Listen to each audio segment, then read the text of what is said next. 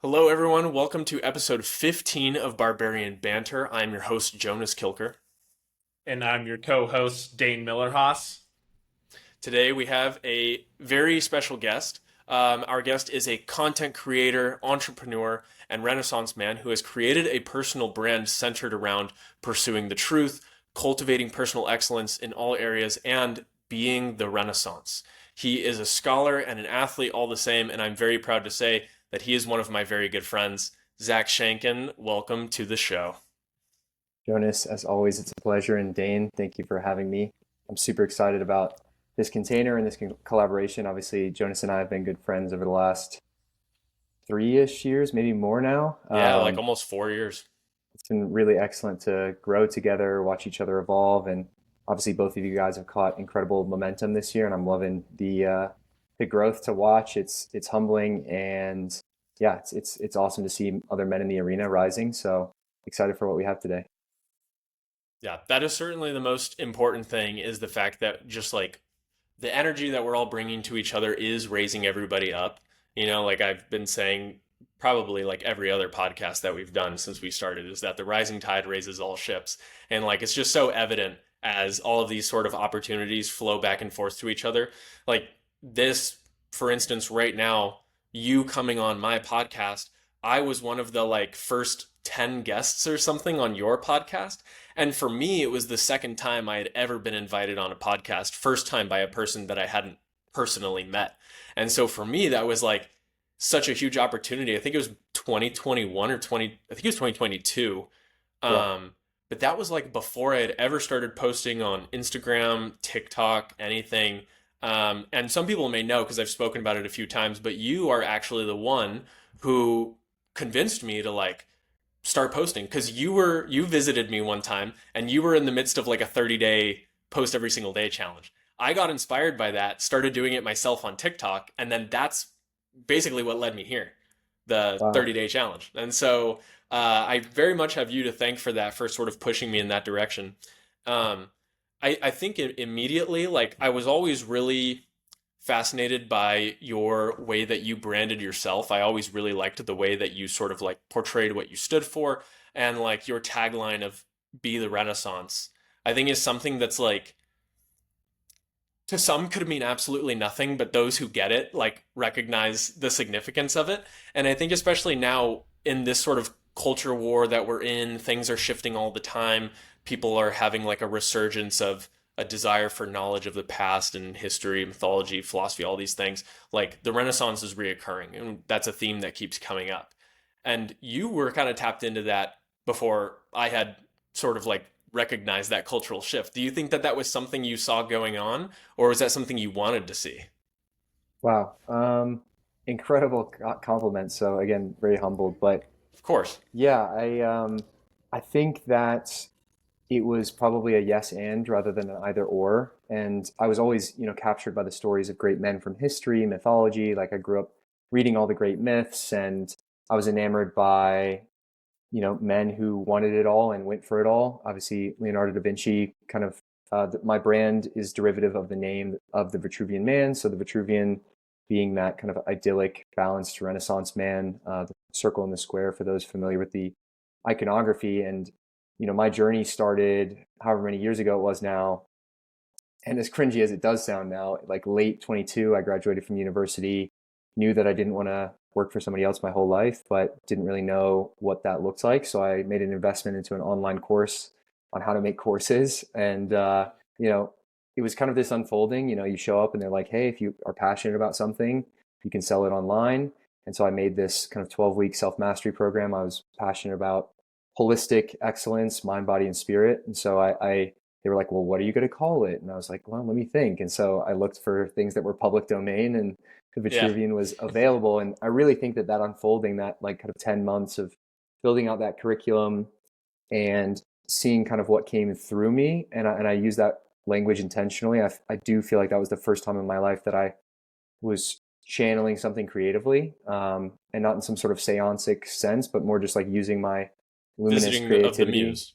Yeah, and it was like so exciting. It was so capturing. I was working at a startup at the time, a medical device startup. So I would go to work from 7 to 5, and in the mornings, evenings, and weekends, I was just obsessed building out this universe, and it really has unfolded a lot. It's funny how you kind of do the little Campbell's journey and find Yeah. yourself drifting away from the thing that you started with, because commerce is difficult, building an online business is difficult.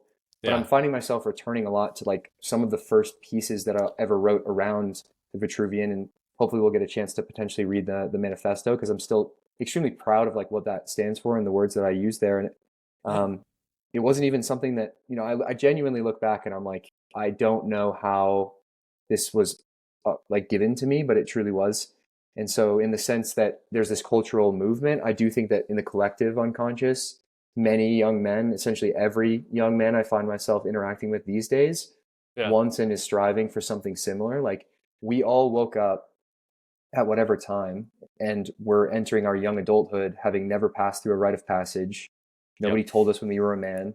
We're looking to our fathers or the lack thereof, and it's like, you turn 16. Am I a man now because the state gave me a driver's license? Is it because I turn 18 and I go to college, or I turn 21 and now the state says I can drink alcohol? Like, when do we become men? And so we're kind of lost in our own journey. We're not sheltered by elders that care for us. We're not raised amongst a tribe. And so this feeling that like something is deeply wrong about what I've been pitched and what I've been told and what's going on around me, that's always been there. I've only in recent years been able to more acutely articulate some of the issues that I see, but beyond that, start to diagnose maybe some of the root causes.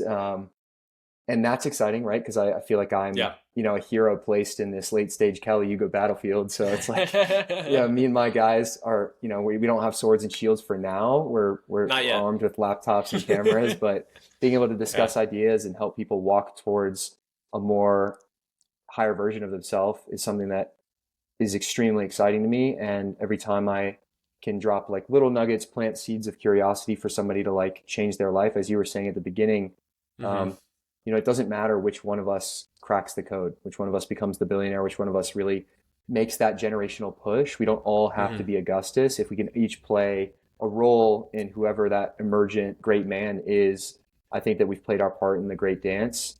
And, obviously selfishly, you want to be the hero. So that's the beauty of heroism, is it inspires everyone else who wants to be like the hero. A lot of people, when I talk about heroism, say it's selfish to pursue your own heroic story. And I could see that for some people, but striving for heroism is what lifts other people up, telling people they have potential and they can make change in this world. It seems like a way to drag down people to say never pursue what you're interested in.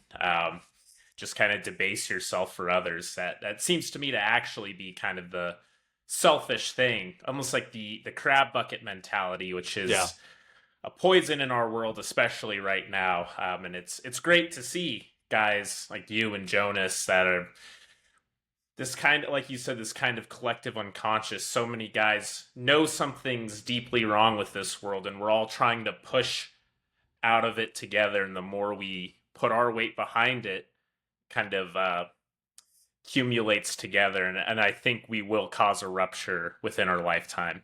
And it like refocuses the target too, because that's what I think is the most important thing is like like you said, we all feel something's wrong, but we're all kind of attacking it from different angles. And I think being able to see other guys who are in the same fight and like maybe seeing what angles they're coming from and what good they're doing, that helps you kind of refine what you're trying to do. Because I mean, like I remember, before I ever first started making content, the idea of a content creator or an influencer or something like that, doing something inspiring others, and them saying like, oh, the fact that I get to inspire other people, the change that I've been able to inflict, like it's been the greatest reward. And I just always kind of thought that was just like for show, that's just like a nice platitude. But then you start actually doing it and you receive these messages from people that are like, yo, I started like trying to make my relationship with my parents better because of you, or I started going back to school to finish my high school diploma because of your videos, or I got really interested in like whatever mythology, and now it's made me want to blah, blah, blah. Like those are genuinely the coolest message, because you know that the collective unconscious is growing and we're all pushing in the right direction. And the harder and further we push, the more boundaries we're literally going to break. So, Yeah, I completely yeah. agree, and I'm glad, Dane, that you touched on that idea of, people push and resist against this idea of individuation or, Hmm. having an ego. Obviously, the modus operandi of evil in our time is constantly inversion and subversion. So it's often, whatever the thing is that is being said, if you flip it upside down, you're close to the truth. And I think that it's a complete psyop, like quieting your ego. What does that even mean? Are you supposed to go take a DMT trip and one shot yourself with ayahuasca? Like, I think the purpose of a physical experience, like, I don't believe that God makes mistakes. So if I'm Right. born here and like placed on this map at this time, it's like total embodiment of who that avatar is, trying to strive toward the greatest version of that person. That is how you worship the divine. That is how you engage deeply with the grand myth and the individual myth. And yeah, there's a quote that comes to mind from Ayn Rand. He talked about like that selfishness aspect, right? Where people will say that you're selfish for chasing your dreams, but the true selfishness is this like ever passive, people pleasing, inauthentic version of yourself. And the quote is from the Fountainhead, and she says, to love someone, to say I love you, you must first know the I. The love of anyone that does not know themselves or is not connected to themselves, and I'm paraphrasing at this point, is the love of a parasite. And, I think the temptation in our time, and this is, whether you have parent wounds or relationship issues, like we're all kind of banged up through life. But that idea that you want to please everyone around you if you have a noble heart and you're upright. You want to do the right thing. And you think the right thing is to do what people ask of you necessarily, or to box Yeah. yourself into this little thing and play small and kind of coax and Don't bother acquiesce. anybody. Yeah, like don't ask too many questions, don't bash into the walls, don't really Yeah. shake the status quo. But if any amount of that is not what is calling to your heart internally in your mind and what you see in the world, then you're actually cheating the people that you want to help. You're cheating the people within a relationship if you don't speak your truth. And collectively, if we don't get up on our individual pulpits and say, like, what the fuck is actually going on here? Like, is anybody else seeing how insane this is? And can we start, like, preparing weapons and like Yeah. preparing for the end? Like Lest you we fall need. into insanity yourself, thinking that you're the only one. And Exactly, exactly. um, this kind of relates to our last episode, Jonas, a little bit, that hasn't released as of time of this Oh, recording, but it's true. about Hoplites, Greek warriors, in the Phalanx. Yeah. Nice. Each warrior has to be strong, disciplined, courageous himself, because if Trusting he his isn't, he guides too. compromises all of his comrades, right? So Hmm. if you can't master yourself, if you can't be the best version of yourself, you're harming anyone that you care about, because you can't help them if you can't even help yourself.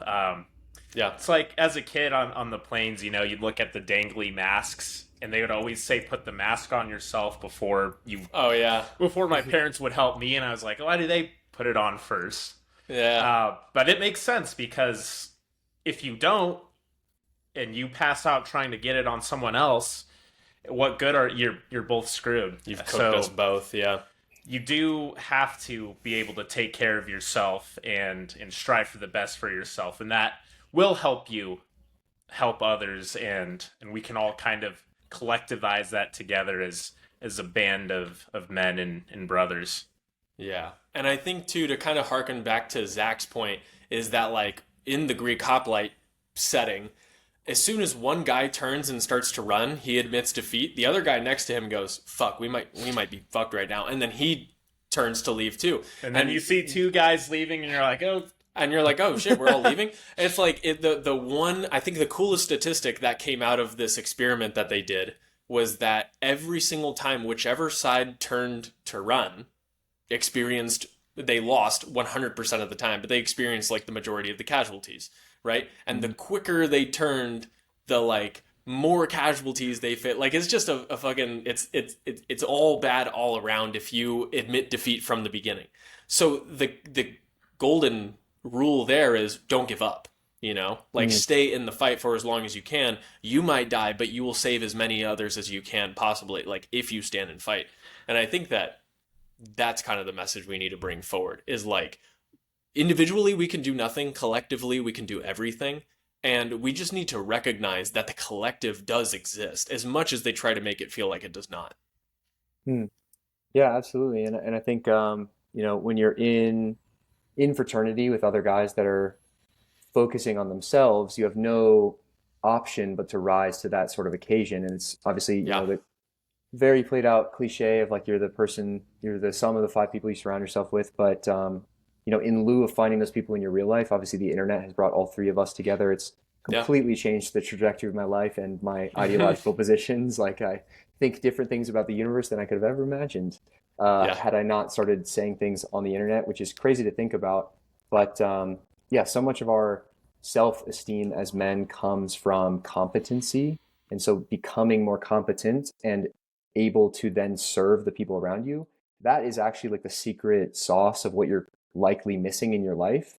Everything in our Right. world is so atomized. It's like turn 18 and get booted out of your house for your parents, go pay rent to somebody else, build somebody else's portfolio. And then, so you're starting from scratch at 18, no resources. You've left the hometown because the highest paying job is just in some other city for some other corporation that just happened to have the highest bidder. And then you're there, you're paying for your little rent box, and you can feel extremely, extremely alone. And you're not in these Yeah. kind of contiguous tribes where you would normally have shared your upbringing together, have shared lore and experiences that you can bring into the present moment. They saw you at their worst. You both helped each other through hard times. And then now you can carry that into this next season. Like we're in our, young to mid 20s. And like this is our big swing. God willing, we'll have many, many decades left on our stories. But right now we're extremely young, extremely vital, extremely mentally acute, and we're only improving in all of those aspects. We're gaining material power in the world by becoming more wealthy, and doing it alone is all for naught, because the whole point is like you will get to that place. Doesn't matter how much money, doesn't matter how many girls you sleep with, it doesn't matter what thing you chase. It's going to be you're missing this giant contribution sized hole, which is that like I'm playing for a team and I'm helping Yeah. the people around me, and it's through that like peer to peer admiration, elder to student admiration, that you fill your cup in filling other people's. Totally. And I mean, like, as a person, to give you another quick shout, like you do really practice what you preach. The computer that I'm using right now, you fronted me the money for and bought me because you were like, dude, you got to start making YouTube videos and your phone's not going to cut it. You fucking bought me a laptop. Like, you know, I, it's those kinds of things that makes me go like, that's something that obviously like my parents would have done for me, or like a parent or something like in our immediate space. We forget sometimes that like sometimes we can just do those things for our friends. And that's Mm, been one of those things that sort of changed my mindset around like, oh, like we really do need to be sort of taking care of each other so the other person can grow so that they'll raise me, and they'll front it to me and be able to pay me back someday in some way.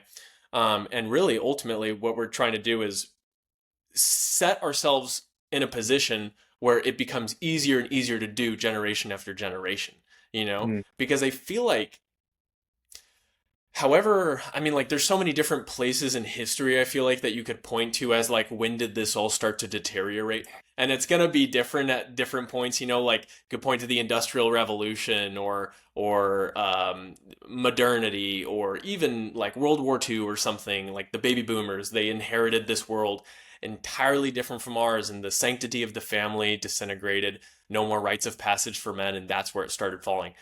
At some point we lost that thing that, like you said, we've been trying to gain back. And I think the harder that we work now to establish that, the easier it'll be to continue it. Because I feel like it's hard to lose something like that twice. But I could be totally wrong. It would depend entirely on like how the actual game is played. That's what we're all trying to figure out, I think. for sure. And I think one, I've wrestled with these like big ideas and the issues you see out there. It's like, how do we, uncouple financial interests from big pharma, and how do we, Mm-hmm. heal the monetary system from this ever ascending fiat usury nightmare? And how do we reestablish rites of passage? What are you going to tell your kids about God when you realize that, the church that you were raised in was full of, Yep. PDFs and people who Yeah. didn't have your best intentions at heart. And actually, the Vatican's a corporate interest, and, we can go as schizo as we need to. But the point is like, it's like, okay, I'm seeing the way broadly and it's problematic, but now how do I then, tasked with not a lot of core material, like completely rebuild these things? And, it is impossible to do alone. And this is why the idea of you are the Renaissance is so important. I wrote a post about this a while ago. But basically kind of these spheres of influence. It's not like an entirely novel concept to myself, but I was kind of elucidating the fact that like, if you want to get to this like institutional, generational level of change, which we all are striving towards, you have to start it yourself. Like when you are extremely competent and taken care of, and no one has to like baby you, if you're physically vital, you're robust, okay, that person can then go form a family unit in a concentric circle a little bit wider. A couple of families can collaborate and build a small town and village. Those families start working on things like education or medicine. And then once they figure out one or two of those out, they can collaborate to another, satellite community that's not far away. Now we're kind of reestablishing an institution. I hate to be like so, like I guess like big picture, like no. I guess like I'm not trying to like pedestalize the agrarian ideal in the sense that we have to return to like just using sticks and mud. Like I don't think we have to abandon how far we've come with technology, but I do think that a lot is going to have to change in the next 2 to 5 to 10 years, and we're a part of that. But I do think it starts at the individual level, and then once you start finding your people, like really buy in and really invest and like lead with a sharp razor as far as who you keep around, and search for things that are kind of immutable, like people's character, their heart, their physiognomy, like these core kind of aspects that come into life. Like you don't want to have to, I don't want to get too fringe on the podcast, but you have to filter for certain characteristics, and then like from there we can start building outward. You make a good point too, in that there's so much to be done in the grand scheme of things, right? And I think a lot of young men, when they kind of start to realize this predicament, they get overwhelmed. You look at the mountain and it's like, how can I even begin to climb that? And I think that makes a lot of guys who are alone and don't know what to do feel powerless and give up and doom and despair, which is, of course, what the enemy wants you to do, right, is despair. And you're right, you have to start small. It starts with yourself, then it goes to a couple friends, and you have to be willing to build slowly and build with a legacy in mind that it might not pass in immediately, might not pass in 5 years, 10 years, your lifetime, your kid's lifetime. You're building something far greater than yourself, and you have to rise up to your part. But it does start with the little things, and our modern world is so poisonous in a lot of ways. Health-wise, you have to lock in your nutrition and training. And that's something anyone can do.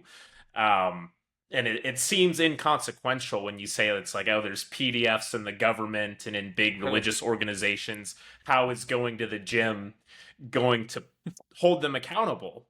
But you have to be willing that you can't change the top level yet. You have to start. If you don't go to the gym, start at the especially. bottom of the pyramid. Yeah. Yeah. You start a house. Frame mog the ruling class. Yeah, I mean, well, but it's kind of like, it's like what kind of person is going to be the one who truly does like defeat evil? It's not just going to be some dysgenic loser who's just like sleeping on his mom's couch. Like exactly. So you can't build on a house of cards. Like you need to strengthen the foundation from the inside out. There's something else Zach said a lot earlier about, we might not all be Augustus or a Caesar type figure. I liked that. But he was supported. He had great generals, and his troops were all excellent warriors. It's like he wasn't commanding, like if a great man were to come, he can't do anything with a bunch of lowlifes, right? A bunch of dysgenic losers who are on their couch. They can't form his army. Everyone needs to rise to the potential to give as much ability and capability and competency, as you said. the cultivation of competency on a large scale like that, I think is hugely important. And it starts with the individual realizing where we're at, but beginning to take action and not just giving up entirely. Mm-hmm. Yeah, absolutely. Yeah. On the That's good. topic, sorry, did you have something you wanted to say? No, go for it. On that sort of topic of starting small, starting within yourself. One of the things, Zach, that I've sort of like taken from you is this idea of like mythologizing yourself and sort of creating like mythologizing yourself and creating your own mythology that like your mythologized self exists within, because like the stories that we tell ourselves are true, and so that's going to shape how you are painted to yourself and how the world is painted around you. And I think that that's a very important concept. And I will tell people that you have a really great podcast episode. I can't remember the name of it or which episode number it was, where you're talking about just like all the little things, like stuff that you've built to make it more sacred, just like those little things. When did you kind of realize, I know you've always sort of been that kind of person, but when did you realize how important that was, and what really solidified that idea for you of like the importance of creating your own myth? Great question. And I want to say that it's like episode 88, which is kind of a cool Okay. number, but Okay. it's like this design your life. I also have been off the podcasts for a while, so it'll probably be pretty recent in my YouTube and all the Okay. podcast players for those that are interested. Um, but yeah, like you alluded to, I've always been kind of a tactile person, very handy, and always was very like gear oriented. Like when I was a little kid playing airsoft, I loved all the gear and like the kit that you would associate. And There you go. airsoft Let's player. I bought go. this bag off of Zach. Yeah, and This is I'm this just is a custom made bag. exactly. The zippers. Yep. I have niche interests. I'm a bit of a bag autist is one of them.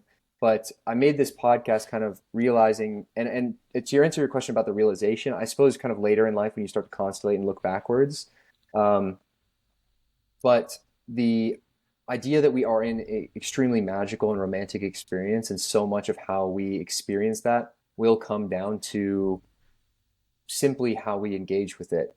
Do you like make love to the present moment? And that's not my language. I can't remember where I've heard that. But this idea that every moment can be extremely romanticized and made rich. Should we pause? Maybe that was strange. He go out on your? It He says that froze we're on my still side. okay. I'm It sure says we're that we're still still recording. recording. Do you guys So edit these? we do. Yeah. Okay, cool. He You can says he chop says my this. internet just cut out. Yeah. So we'll chop that. Don't lose your train of thought. That was good. I'm gonna stay locked in. I'll See make what's going a on here. small note. Yeah.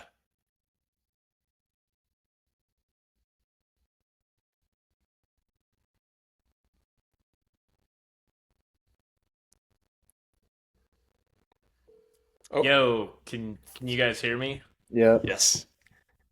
I do not know what just happened. My internet cut out for a sec. I I don't know know. exactly what Last happened, but I don't want to say it out loud. Attack of the Demiurge. We rebuke. Yes. We We rebuke rebuke you, the last Demiurge. last thing I heard was airsoft, and I got excited to say fellow airsoft player, and then Oh, damn. so I don't know how I don't know where you guys what we're going with that, but Yeah, um, I was monologuing a little bit, as I tend to do, but I can kind of just like try to keep that train of thought going, and then you Yeah, guys can we'll edit splice it however you together. see. So yeah. Cool. Um, so yeah, the idea that you can make love to the present moment and romanticize your life simply by how you engage with it. A lot of it comes down to, and there's a few threads I specifically want to pull on, but one thing you talked about is like the story you tell yourself. You know, so much of our reality, we think our thoughts in words. And so Mm, speaking positive affirmation, white magic over yourself, it's the exact playbook that the enemy, the bad guys have been doing just in the inverse, right? Constantly yeah. pouring sickness, illness, fear, anxiety, worry over the masses, you know, with mass distribution. So the Hmm. best thing that we can do is for ourselves just get really um, consistent about auditing our own language, how we talk to ourselves in our head out loud about ourselves to other people. And then once you kind of have, you know, nurtured that muscle, like giving someone else the benefit of the same thing, catching them on their small language, like, oh, bro, that's very sick. No, Yeah. is it ill? Like, should we speak illness over each other? Should we use words like hell, death, and, pardon my French. Yeah. It's like, I curse like a sailor. I think words are fun. I think we should say whatever we want, but I do think that the idea that constantly affirming the highest outcome, constantly repeating to yourself, and this seems very like trite and insignificant, but it absolutely is not, because we are ultimately a product of the things that we think, the things that we think are formulated in words. We interact with them with words. So that's a huge part of mythologizing yourself, is simply just using better language. Like, imagine if you're writing this grand story, you might as well use the best language possible.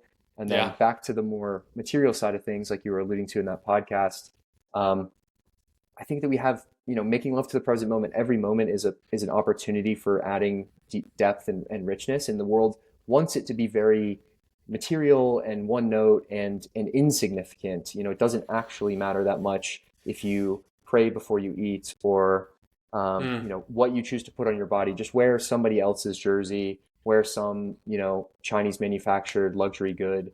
But the idea that you can bring into your life, just like a hero on his quest, magical little totems and items to make your experience better. I have like all custom like jewelry that I either made myself, designed myself. It's all silver, which I think is spiritually protective. Sidebar. But things like we'll this, circle right? back to that. Yeah, and we can. But like the point is like, whether that's real, according to the scientism world, or whether it's just in my head, if it makes my life better and it reaps better fruit, you will know them by their fruit. I think the efficacy of a belief system, a religion, is how effective, like what fruit is that reaping in your life? And my life has only become better seating myself as the cause of my reality, starting to design little aspects of ourselves. And one of the lines in the Vitruvian Manifesto is like, you are the creator and his creation. So we are not only created by God into this reality, but we are creators. We are made like him in the sense that our hands were made to make things. So interacting with our world in little ways, like the desk that you work on, or the bag that you have on your back, touching something like a touch point that you have every single day, that's a magical item. That is an item that you're putting your life force into. And the opportunity to add that richness with intentionality, I think, is missed by many. But, I invite anyone to try the same in any small or significant way that they see. And I imagine it will only reap positive benefit in their life. It's funny because people can debate whether or not it's a psychological phenomenon or spiritual phenomenon. I disagree, but you can't debate it. But well, people will try to. But even if you want to take a purely material perspective, there is information coming out all the time that studies and things that your mindset, the so-called placebo effect, constitutes real change. And what people can do with their minds. There was one study we covered in school where one group was given a milkshake, and they were told it was full of sugar and everything, and the other group was given a health shake, and the ingredients were the same, but the group that took the health shake had better outcomes in terms of their weight and all these things. And it's like, you can program your brain. You can argue and try to say, well, I don't believe in magic, I don't believe in spirituality. But even if you're not believing in that, it's psychology. Then there's no way around the fact that you can program that it's working your somehow. Life. Yes, that it's benefiting your life. And I think it's I've had kind of a similar experience in trying to romanticize everything, right? It's one of my taglines. I was always someone afflicted by analysis paralysis and trying to figure out the right thing to say or do in every situation. And I'd always end up just frozen and missing opportunities and wishing I had. And it's become a way for me to just act. It's like, I've got a sign from God, or a warning, or an omen, or this just feels like it's calling to me. And it kind of makes your life feel magical, and you find it's way more valuable because now I'm actually pursuing it. I'm doing things. I'm not being killed by indecision. Great point, especially today when it's so easy to not be present. Just be distracted all the time. We've got these devices everywhere. Yeah. Yeah, the one biggest thing that like romanticizing my life has done for me is just like I pay attention to the birds. I pay Mm. attention to like the interaction. Synchronicity. My video coming out tonight is about bird watching, Let's specifically go. waterfowl. Amazing. But Yeah. No, like literally, I was just going for a walk with Chloe yesterday after dinner, and there was this bird that we saw sitting on a branch. And, like, if our heads were buried in our phones, we wouldn't have seen it. And then we noticed that this bird was like, it was almost doing kind of like a dance. It was flying from like one branch, tweet, tweet, tweet, fly to another branch, tweet, tweet, tweet, and then it would come back. And it was doing this thing, but then like as we walked along it, it did it to the next branch and then came back. So it was doing like a zigzag pattern following us around the park essentially. And like it did it for like 10 minutes, and I was like, if we had not been paying attention, you wouldn't have known it was the same bird literally following you. And it's like, what does that mean? But just getting able to be present, like the amount of joy, however insignificant, that brought to my night is so much better than whatever fucking reels I would have been watching with my yeah, head in down. a You way, know what it's I mean? way more significant. That's Oh energy yeah, that you generated instead of getting sucked joyous out of energy. you. Yeah. There's a reason I Synchronicity think. as well. I hate to do the cutoff thing, but literally a falcon, I'm here in Arizona right now, has landed outside the window right now and it's just literally There you posted go. up. So in Fucking, he crazy, heard us. amazing energy. Just wanted to throw There's that a out there. reason I think so many ancient cultures and societies, birds were always. All animals can be omens and Hmm. things, but birds always had that kind of element of being an augur, of having this really spiritual significance. And I think Especially there's because got they're to like in the be. sky, I think. Yes, You they're know, flying and they they're they scent. sing and they're very intelligent creatures, especially some species of birds too. There's something magical to avians. That is for sure. As we can see, a falcon has heard us and Yeah, is now tuning in. absolutely. I Yeah. mean, they occupy this liminal space between like, the heavens and the earth, and often birds were messengers. And an interesting bird story for myself is that when my grandfather on my dad's side passed away, um, at the ceremony at the church where we were putting like his urn at the church, that we noticed that there was like a bird that was there. And apparently, according to my dad, who would go to visit a couple of times, the bird was always there when he went to visit. And he asked because he kept noticing it. And my dad is not particularly hyper spiritual or anywhere near kind of my level of schizophrenia. But Mhm. he noticed it to the point where he asked the priest who was there, and he said, is the bird normally out there? He's like, there's never birds out there.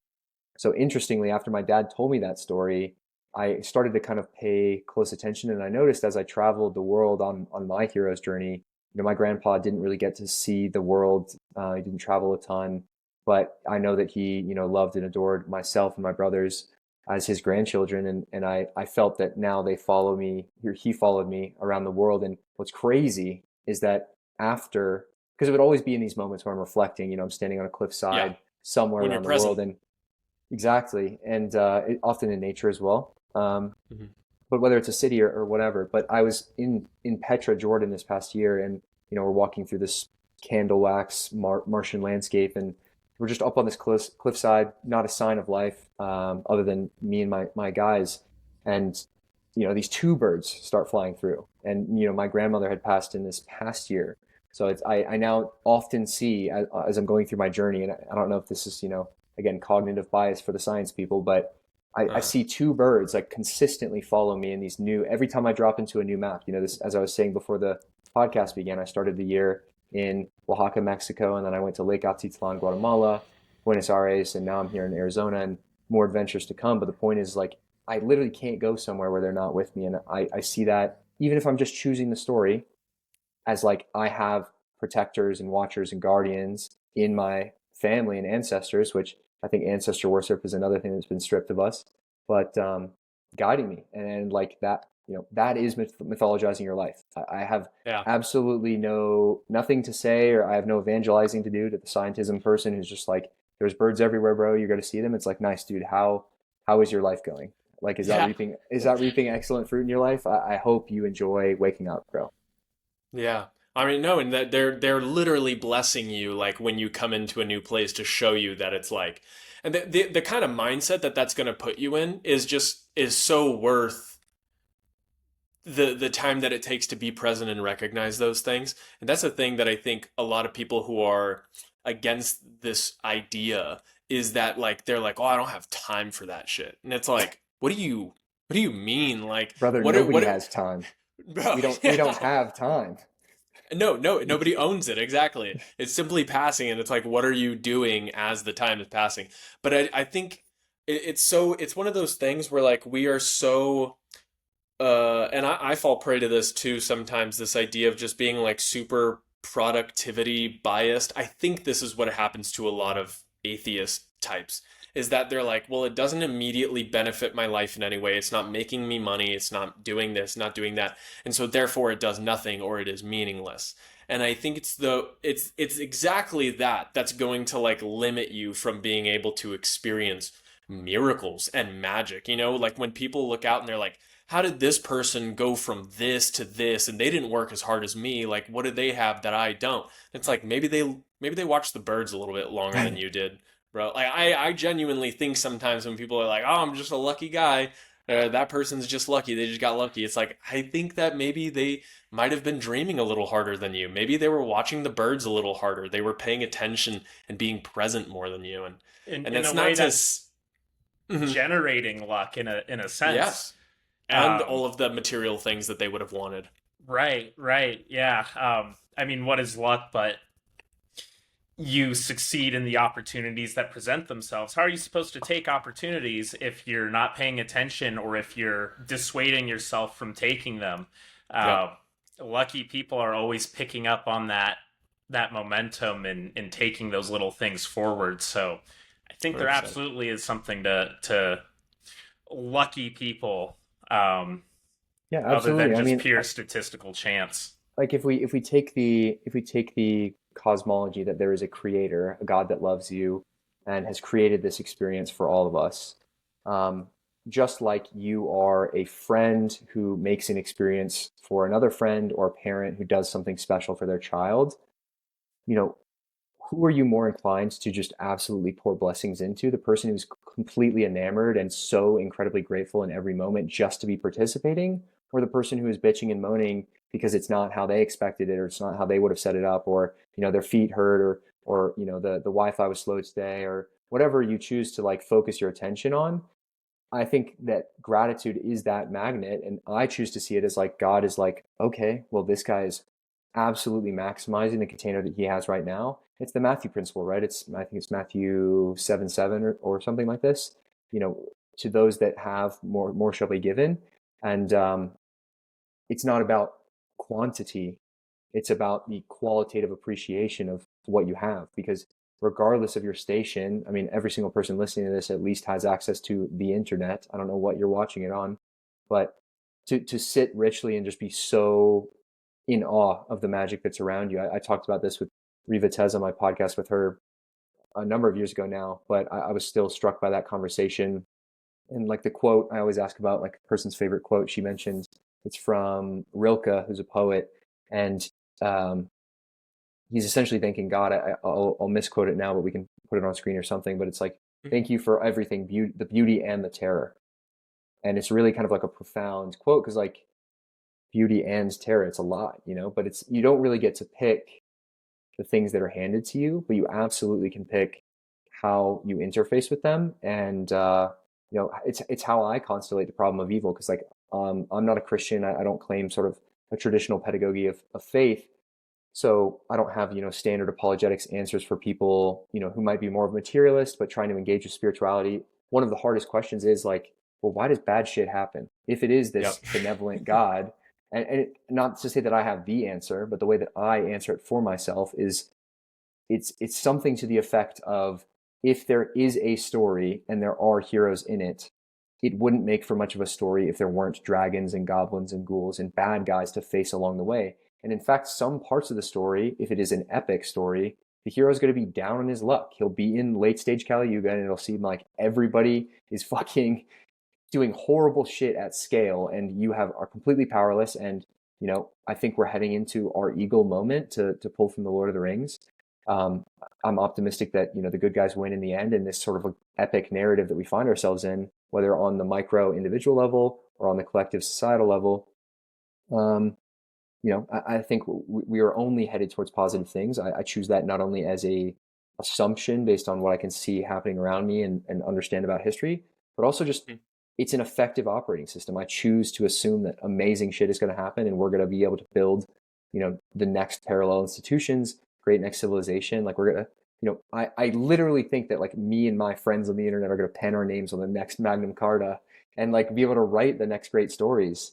And like I don't have patience for the person who isn't willing to engage with those ideas in the sense that they Right. won't experiment with them. I have empathy for that person, and I hope that planting seeds of curiosity through posting content can invite them into a more romantic experience, like all three of us try our best to do, um, because we're going to need as many people as possible. And like it would suck if somebody was just so zogged out on their little black mirror that like they think that it's all doom and gloom, because when you put the phone down and you just walk the fuck outside as far as you can from wherever you live, you will only find magic. You will only find Yes. magic.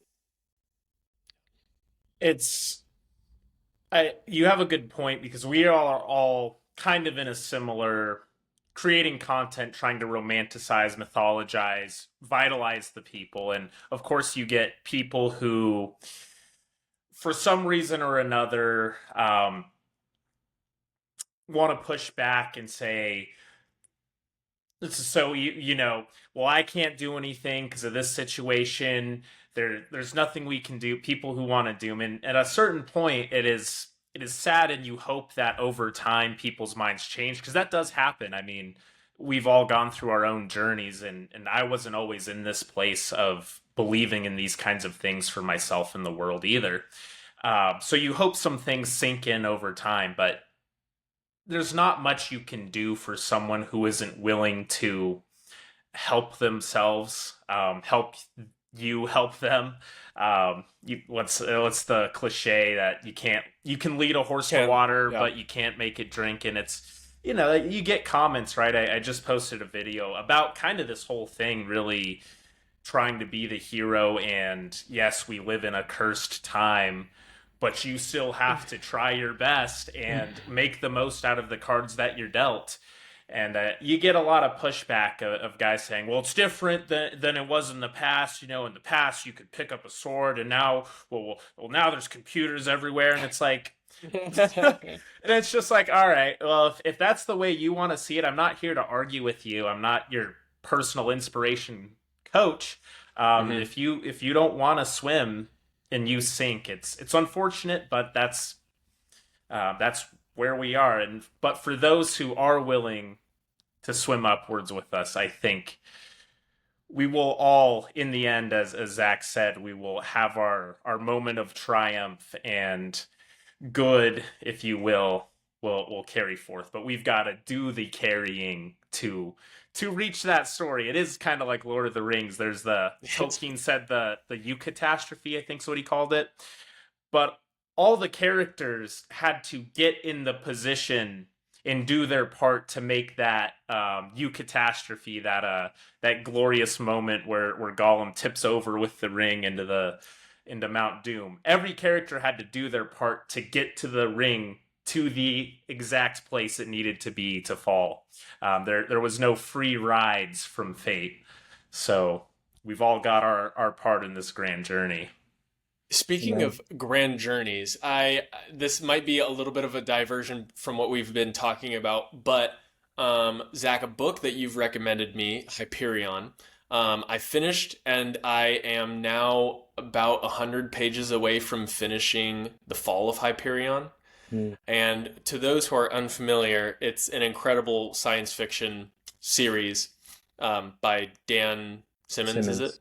Mm. Yeah, incredible. I recommend everybody to read it. But one of the things I wanted to ask you if you'd be willing to speak about is a few of our mutual friends, when I posted that I had picked that book up and was about to start the second one, all DM'd me saying the same thing, that it was a remembering of something that had already occurred. And interestingly enough, I don't want to spoil too much of the book, but a lot of it has to do with how time is experienced, oriented, who's in control of it, et cetera, et cetera. What is it about that book that you sort of resonated with so hard, and you and your guys like kind of agreed upon this idea that this was like a remembering, if you would like to dive into that, because I am very curious. Yeah, absolutely. So first of all, I have to pay all love and homage to my brother Dustin Thomas. He was the one who provided it to me and the container that I was in, like a group chat with him. And Hmm. I think that I wouldn't dare spoil an aspect of that book. It is, So good. truly, I think it's one of the greatest series. I'm in Endymion now, book 3 of 4. Oh, Um, cool. yeah, I just recently started it, and it's extremely, extremely profound. I do think that, some people might just read it as a science fiction story and keep it pushing. And I Hmm. still think that they would have an incredible time. It's so well written. It's so Yeah. dynamic, the way the story is told. I think for those that are, slightly more initiated, it has incredible, incredible depth to it. First of all, I want to say rest in peace to Dan Simmons. It breaks my heart. He actually passed away this Yeah. year. Dane just Um, told me that like 2 podcasts ago. It's crazy. yeah, really sad because as soon as, of course, I read it last year, I was like, I have to meet this guy. I have to meet this guy. So hopefully, he's resting well in Valhalla. May his soul be carried well, and I'll get to see him one day. But as far as time, it's one of the most interesting ways that he plays with it. He also plays obviously with the idea of AI, AI, and I yeah. think I think what's without going too into Hyperion because I just don't know that it's our place to tread here specifically. Um, Sure. I think that a lot of science fiction, a lot of anime, and again science fiction, Right. it is both prophetic in the sense that it is saying what is coming towards us, but it is also disclosure, as in like what happened in the past. Things like Hmm. 1984 and Brave New World, for instance. I think that these are retellings of stories that literally happened, Yeah. and then are also prophetic warnings for what is coming to us. So, in this sort of like tenet, um, Hyperion interpolation of time, I think that it is. Again, I said it earlier in the thing. Like we don't have time. People always say like, "Oh, I don't have time for this. I don't have time for that." It's like, brother, no one has time. Time Hmm. is this secret third thing. Right. Okay, and I think it is some sort of circle spiral situation where there's an interconnectedness to the way it's interacting with the present moment, and Hmm. to go fully fringe and lose all my materialists. Like I literally think that there are good guys and bad guys in the future who are going back through time to like lay seeds to alter the course of fate, and Yeah. I think that Well, honestly, like, go ahead. I was just gonna say, it sounds like you're saying like that is such a fringe idea. I almost don't think that it really is that fringe of an idea, and I think that anybody who's able to wrap their head around the fact that with AI and technology and all these things, we are constantly advancing. All of our science fiction and I guess just science fiction, fantasy would be a little bit different, but all of our science fiction tells us about time travel being a possibility once we can have the technology for it. And if we are constantly innovating and improving our technology, isn't it inevitable that we're going to get to a point one day where we might be able to do something akin to time travel? And if that's the case, what is the limit of keeping somebody from coming back to right where we are today with that technology, thus allowing it to exist in essentially any time period you can go back to? Like it's almost kind of like this catch-all where it's like the fact that time travel could be a potential in the future, and the fact that it's time travel means that it exists necessarily. It's like this weird, you know what I mean? I don't think it's Exactly. that fringe to say that. Well, yeah, I mean, and for people who like rigorously investigate any of this stuff, like if you go to like the highest level physics lectures on like really fringe corners of YouTube, Hmm. a lot of science is now kind of discovering like particle wave theory, the interconnectedness of moments. We Mm. have obviously famously things like Schrodinger's cat. Um, there Hmm. are a lot of things, in my opinion, both like archaeologically, historically, written, art, and then also actual, science, physics, etc., on the highest level that affirms that something interesting is happening with how we experience time. And even if let's just like bring it back to an individual's experience of their own life. We say like, oh, I had we went hiking this weekend and time just flew. Or you're at a long day of work and it's just absolutely dragging and you literally can't get the clock to move fast enough. What do you think is going on there? Literally think about what is happening there. And then similarly, we hear old people say like, when I look back, time moved so quick. But when you're 5, you're only experiencing like the gravel in the playground. Like you don't have no perception of this like future state. There's no anxiety drawing you out of the present moment. Again, to bring back the idea of the present moment, like we have some sort of magical ability to like radically be here, and through cultivation of that skill, which it is a skill, I think that we start to interact with time in a really, really unique way. And again, I point people to like the material, like go start to read these things broadly and see them in all different mediums. There's different animes. Watch Tenet by Christopher Nolan. Read the Hyperion series. Like for those that this is like striking some sort of like intuitive chord, it's there to explore. But yeah, I also recommend the C.S. Lewis Out of the Silent Planet series. It's something that in my Discord group we're reading right now because I posted something about that hideous strength and how sort of pertinent it is to just like what's going on now. And people in my Discord group were like, "Oh, like let's read that for the book club." And I'm like, "Well, we gotta read Out of the Silent Planet and Paralandra first." But we just finished Paralandra, and it's like so crazy that sort of like future prophetic perfect tense that's always occurring. It's one of those things where it's like you always kind of knew this was possible, but then somebody puts it into words so articulately that you're like, "Fuck, that is exactly what's going on," And like you don't read that and go, what a crock of shit. Like you read that and something speaks to your soul. And on the time thing, I'm so glad this is coming out after, because I literally just wrote a script like 2 days ago about exactly what you just said.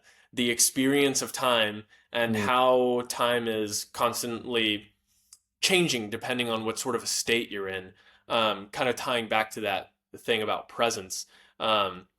And this idea that it has such an effect on how we perceived our lives to have been. Because if we lived in this state where we were constantly feeling like time was just passing us by and we didn't have enough of it, like we'll be depressed in the end, that sort of thing.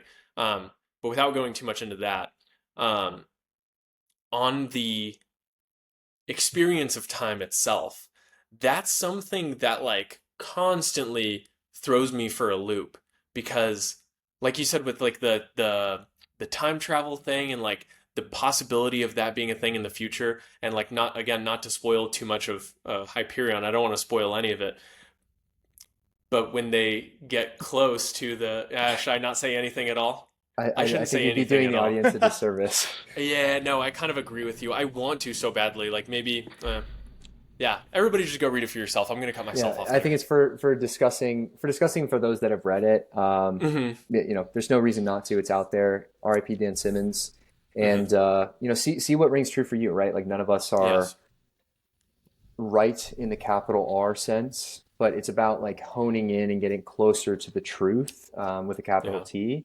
And a quote that I like about that in general, because I do think, when you're wading through the Kali Yuga, it's like, what is even real? Like, not only where are we, but like, when are we? Issues with chronology. It starts to get insane. Yes. And to get to a place where you have any sort of way to tether with reality, first of all, it takes, nervous system robustness, some amount of intellectual honesty. But beyond that, like, assuming you have those things and you still don't want to like lose yourself, a quote that I really liked, I read Reality Transurfing, which, sidebar, I do think is kind of an overwritten book. It's like more pages than is necessary for what it's trying to portray. 100%. But one of the quotes was that like it was not like a main point, but it just popped off the page for me when I read it a few years ago, was the truth is always somewhere nearby. And I liked it, the idea that in our reality, we aren't going to get direct contact with capital T, like divine truth. Because of the nature of our reality. We're having a limited physical 3-dimensional experience, and there seems to be something metaphysically beyond that. For those that have engaged with different plant medicines and psychedelics, you may have kind of had a more tangible experience of that, but obviously that's an altered state of consciousness. You're tuning into different frequencies. You can do this with breath work, meditation. Breath work, that's what I was going to say.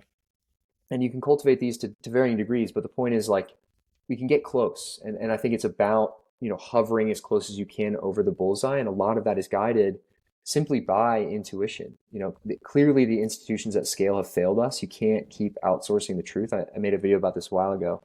Um, but like we have to untrain or unlearn the impetus that has been railed into our heads since we're little, Yeah. which is that like as soon as I have a question, I just look across and up to somebody else. Like, teacher, tell me X, Y, and Z. You do that for 12 to 15 years, and then oh wait, college happened, and you do the same thing. And you go to a job, and now you're just asking the boss who learned from the guy, and now we're hundreds of years into this game with completely false material. So And like the learning, truth is all the way back there. yeah, like learning Yeah. to go to first principles and ask like, all right, hold on, like who told you that, and like how does this actually work, and what do you mean, randomized clinical control study? What does that actually mean? Like, let's actually sit down and see what the science has to say about X, Y, or Z. So yeah, Yeah. I'll I think digress. kind of a fascinating connection when you guys are talking about Hyperion, which I haven't read. So Jonas, thank you for sparing me the spoiler. I realized there was no way I could have put it without spoiling. So yeah. But with art in general, I was having a discussion on a podcast I did last week with the warrior philosopher and golden age vitalist, kind of about art and what art is for and why art is valuable. And part of the things that we were talking about was Salvador Dali's clocks, melting clocks. And Patrick, and kind of point I liked was that art is there can challenge our perception of the world so that we can see things in a new light and articulate things we couldn't articulate before.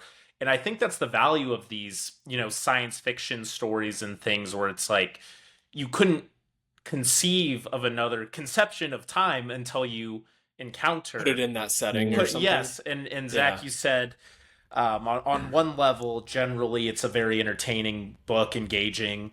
But for those who are more initiated, there's more to it. And I think that's kind of what makes quality art so quality, is it can be engaged with on multiple levels and kind of help expand horizons. And also in that discussion, we were talking about David Lynch, a filmmaker, my favorite as well. And he talked about one of his films that kind of plays with time as a spiral. It's a circular story, but it's not a closed loop. It's spiraling, and you're just catching a fragment of the spiral.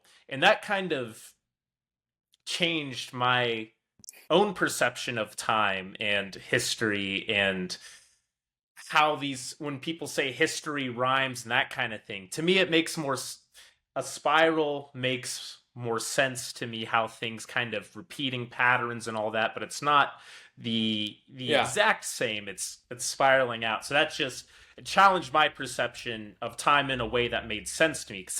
When you're a kid, right, and you hear about like time travel paradoxes and stuff, it's like, what? I can't what?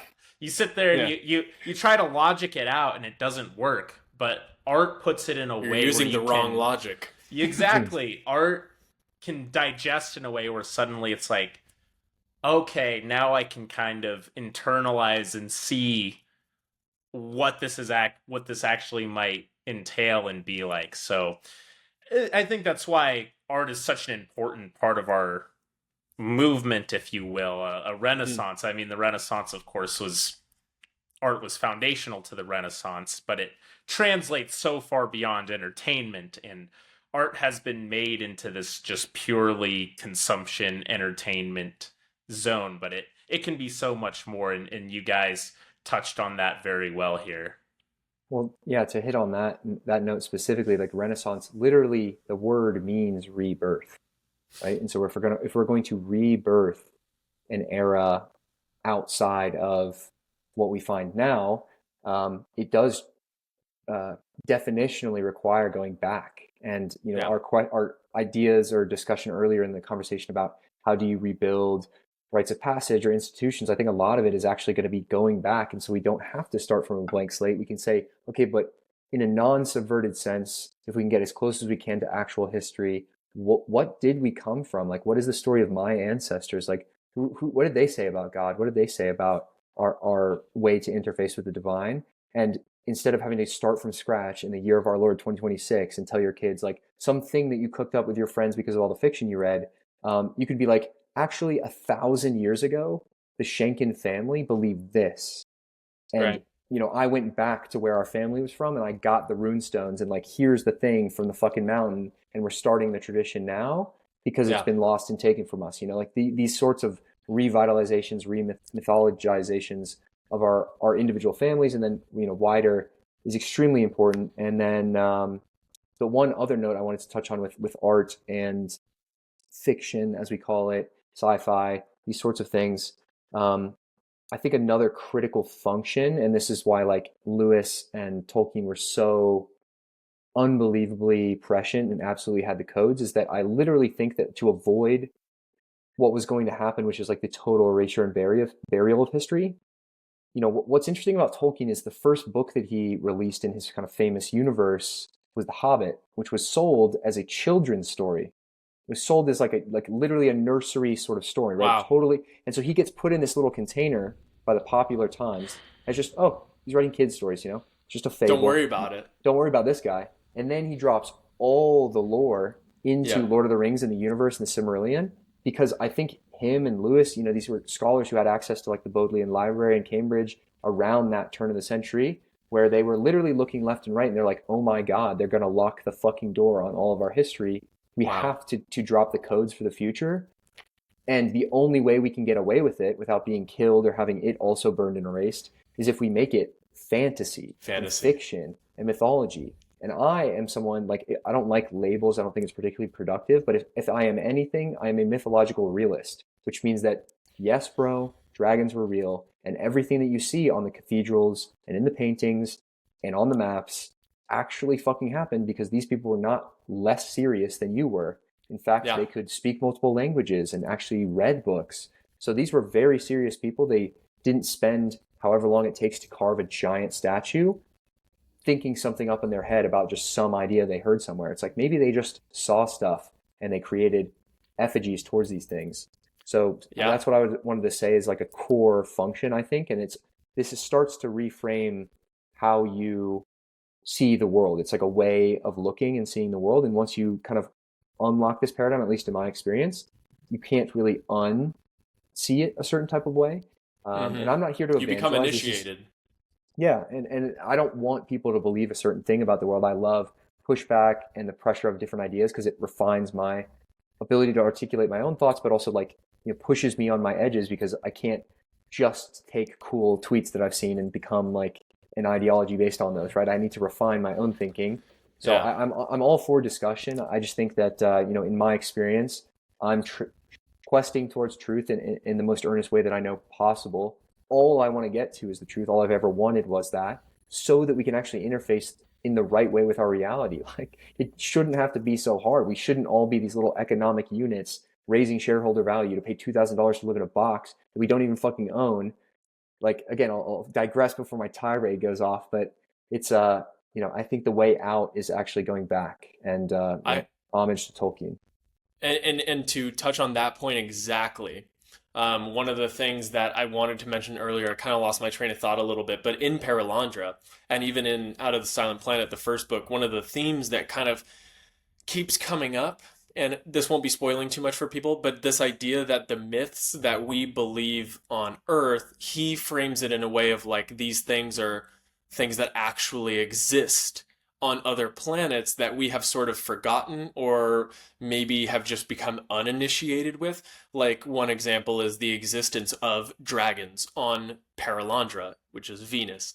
And it's this idea that like, oh, if these exist here, then perhaps the ideas of dragons back on Earth wasn't necessarily just some recreation from nothing. It was a recreation of something that was understood of the past. And on that point of looking backwards, the Renaissance itself, the initial Renaissance, was a rebirth of classical Greco Roman ideals in literature and these sorts of things. It was a revitalization of it.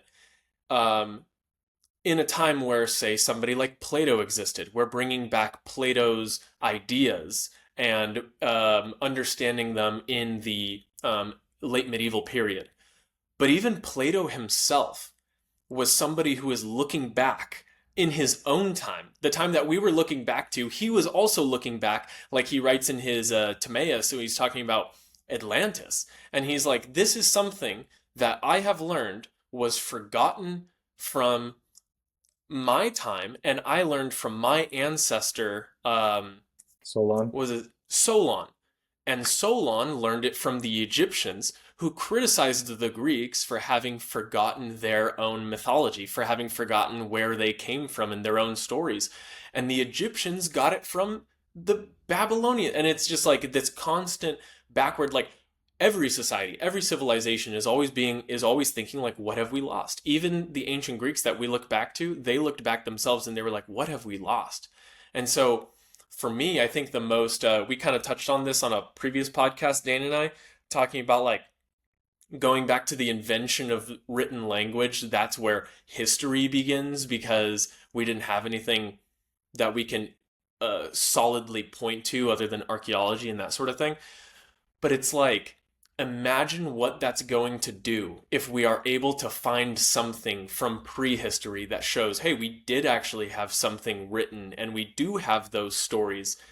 How much further back are we going to go? Okay, what else was lost now? And it's this continual game that's truly never ending. But I think to kind of put a ribbon on that, it's because it is never ending. It's because it is circular, and it is this spiral of constant learning and unlearning. And even from a very secular point of view, there's the historical understanding of like civilizational cycles and rise and collapse, the rise of Rome and the fall of Rome, and the rise of the Holy Roman Empire and the fall of the Holy Roman Empire, and then the revolution and the modernity, and like all these things. It's obviously happening. So why would you not think that it's happening on a scale beyond that which we could readily perceive? And that's the key of the importance of mythology. Amen. I think I've mentioned this quote in another podcast, and the last time I mentioned it, I forgot the specifics, so I'm going to look it up right now. But it's Younger's quote on myth, where myth is not prehistory; it is timeless reality which repeats itself in history. I always come back to that quote when we talk about myth and kind of this repetition. And him and Tolkien, I mean, they were both World War I veterans on opposite sides of the war, obviously, and they philosophically took some very different lessons from warfare. You wouldn't really consider them like-minded in a lot of ways, but this is one thing they both value, and I have a half-written script somewhere about both of their quotes on the importance of myth. And it's kind of just what we're touching on here. It is, myths are real in a very literal sense, and they repeat themselves, and that's why these stories resonate with us. Going back to The Hobbit, The Hobbit's very personally important to me. Going into the mountains with my dad, he would play The Hobbit on an audiobook, and we watched this old Hobbit cartoon, this old animation. I don't know if you guys have seen it. And you can see the Gandalf staff behind me. I was a big Lord of the Rings fan growing up as a kid, and it's like those stories still have shaped me to this day. I used to meditate in the sauna playing one of the tracks from the Hobbit cartoon that was called The Greatest Adventure, and it's like, because I'm like, yeah, I'm on an adventure. I'm coming out into the world, little Hobbit. I don't know what I'm going to encounter, but I'm going to rise to the occasion, and it's going to be amazing. So all these myths serve as a blueprint for us to live our own lives to the fullest extent, and they will repeat in our lives, and they will repeat for our children's lives, and they repeat on civilizational scales, as Jonas said. Civilizations rise and fall, but then something's reborn. Rome may have fallen, but we still talk about Rome, and we still try to carry Rome's embers forward. And Rome was carrying the embers of its past and on into the future, and maybe back to the past if we want to go circular. And I think that's all kind of beautiful. Yeah, absolutely. And I I think any gothic souled man should, have his heartstrings pulled by the Lord of the Rings story, and I think that's for a very significant reason, to plant another, assigned reading or seed of curiosity for anyone listening. If you have not already read the Oralinda book, I think it's extremely important and interesting. I won't say, too much on necessarily what it is. It's a fairly short book, but if you want to start with like an interesting YouTube about what the book is, my friend Gabe Disco Orpheus, who I highly recommend bringing on the show. He Um, will be. We've reached out already. Perfect. So yeah, Gabe is a brother of mine. We spent some time in Buenos Aires and Guatemala together, as well as in Bali before. And he And just we're made an wearing his incredible, pendants. yeah, true, magical items. Yes. Shout out Aquari. But yeah, he recently made a video about the like historicity and the kind of the question around the Orlinda book. So I just recommend anyone who's into European history, trying to learn more about their ancestry, to read that one, because I think it has some interesting overlap with what we're discussing about myth as history, the European story, as well as what goes on in Lord of the Rings. So a little assigned reading for Sorry, everybody. how do you spell that? Just for Oralinda, so it's two words, Oera space Linda. OLB. OLB. Yeah, and I have to say, because I just okay, finished his video gotcha. the other day too, and I've watched other videos. I've never read it myself, which I absolutely need to, but I've watched Mm, videos about it in the past, like from Asha Logos and stuff, and he explains it very well himself, obviously in a little bit of a longer-winded analysis.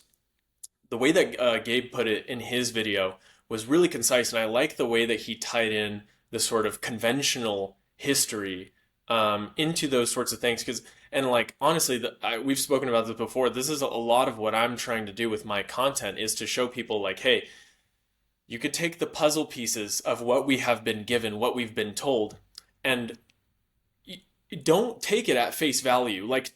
It's all meant to be learned and understood um, in a way that's like history used to be written to instill heroic values and to instill ideals into a people. And then we've sort of boiled down history into this thing that just lists facts and don't look anything beyond that. Don't worry about what it means. And I think that you lose something so important in the nuance of like, well, why did those things happen? Why does the story of Atlantis continually come up in these ancient texts? Why was it so real to these people? And was it just because it was a story that they were all told and so they all just collectively believed in it? How different is that from reality, from what you have been told and what you believe, and how that shapes the world around you? And so I think that for the more initiated, they can jump into those things a little bit quicker. But for the lesser initiated, they need to hear the true history first in order for them to go, hmm, that's interesting. So this just randomly led to this other thing? And it's like, well, no, not really. It's not random. It was actually because of this and this and this. And there was this person that existed. All those little nuanced things that people I think that aren't necessarily inclined to want to research history, they're not going to be immediately drawn to those things. So maybe the science fiction, the fantasy, the mythology can aid them in that direction. But at the end of the day, it's all going to lead you to the same place if you continue to dig uh, enough. And so I think that it's kind of our job as individuals to be sort of pushing on those things, and whatever your specialty, whatever your skill set is, to be able to lead people in that direction. We're all going towards, we all want truth, right? Who doesn't? And so I think that being able to find our niche and to be able to raise people through those avenues, that's our calling in a sense. yeah, and to say, to answer your question there, like who doesn't want truth? It's the people that benefit from a lie. And Right. to push back a little bit on what you said there, we used to write history to have these aspirational ideals. I would challenge, like, have you Mm, ever met a historian? Like, what are these people look like? What are these people? Who a are these couple. people? Yeah. Like what are their names? Where do they come from? And what are their preoccupations and dispositions? And then, the very age old but extremely important um, idiom of like, if the news is fake, if we can all agree that things on the news are fake, we see things on the news and it's like, oh, that could be a spin. This is probably not how reality is currently happening a day ago or whatever. Imagine history. Yeah. Imagine having not only hundreds or tens, but thousands of years to completely burn, erase, destroy, and pillage thousands and thousands of books, to turn countries to ash and rubble.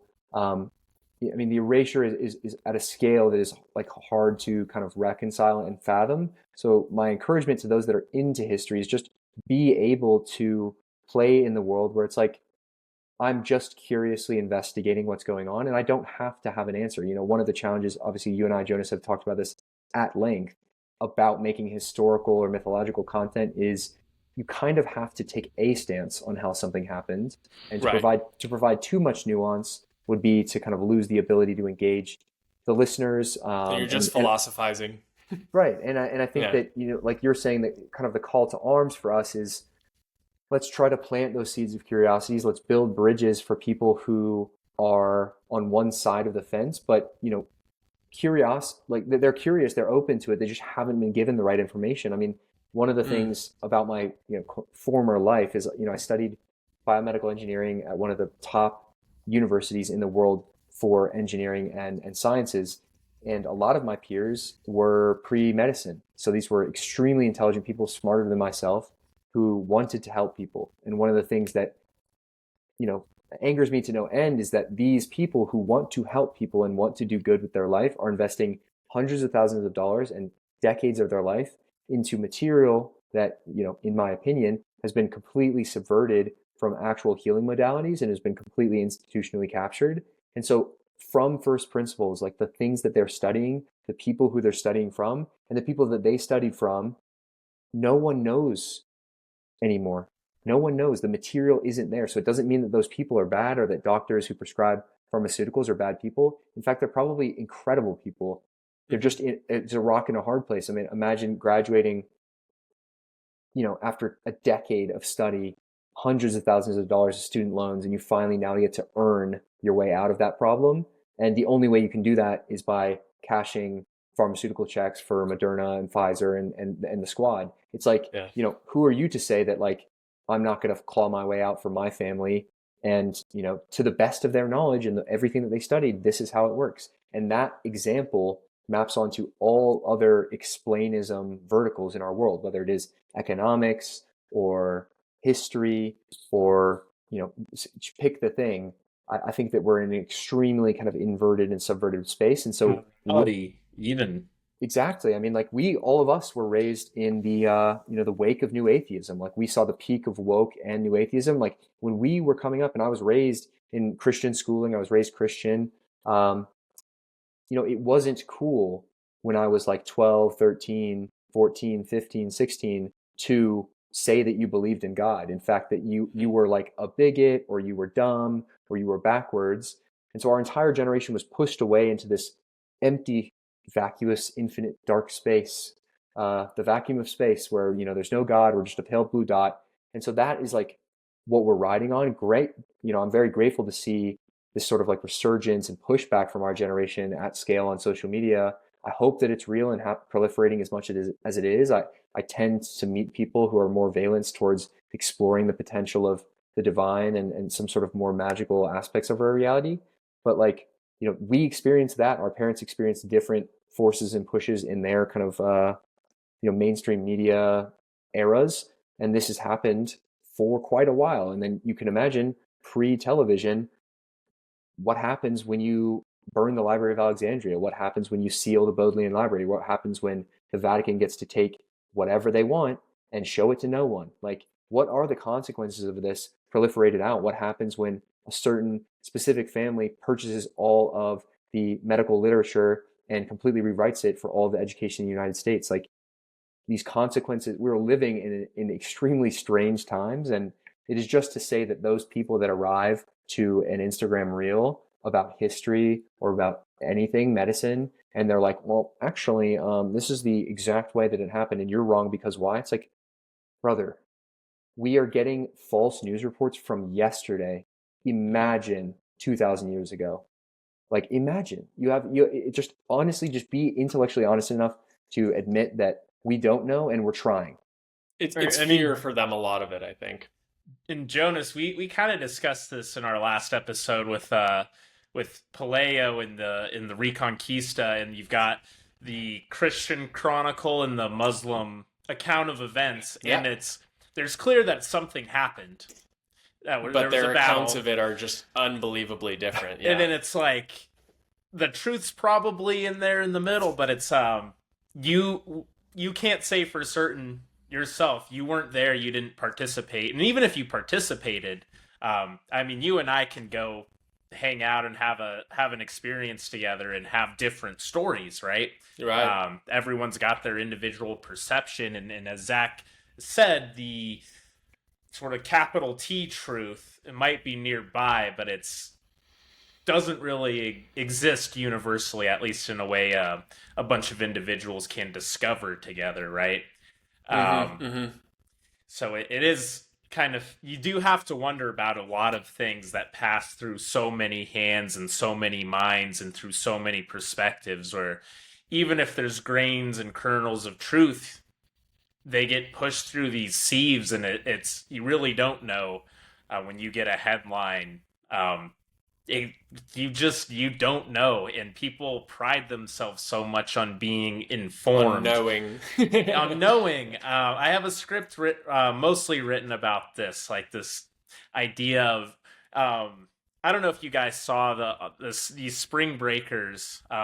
Someone went around interviewing them, asking them about geopolitics, and they're like, "Oh, I don't know where Iran is," And everyone's like, "Oh, look at these stupid college kids. They don't know anything about the world." And it's like, well, what do you know? You've read all these news reports about events halfway across the world, but how do you know those reports aren't just crap, aren't just kernels of truth that have been distorted and exaggerated, if not outright lies? Like you're just feeding your brain with all of this vacuous half knowledge that you can't interpret correctly. And it's like, I think those college spring breakers are living more truthful, earnest lives than you are reading your headlines. And I didn't get the video out in a timely fashion, but I'm reworking it into another script. But this idea of being informed gets as this ultimate value for our society has not been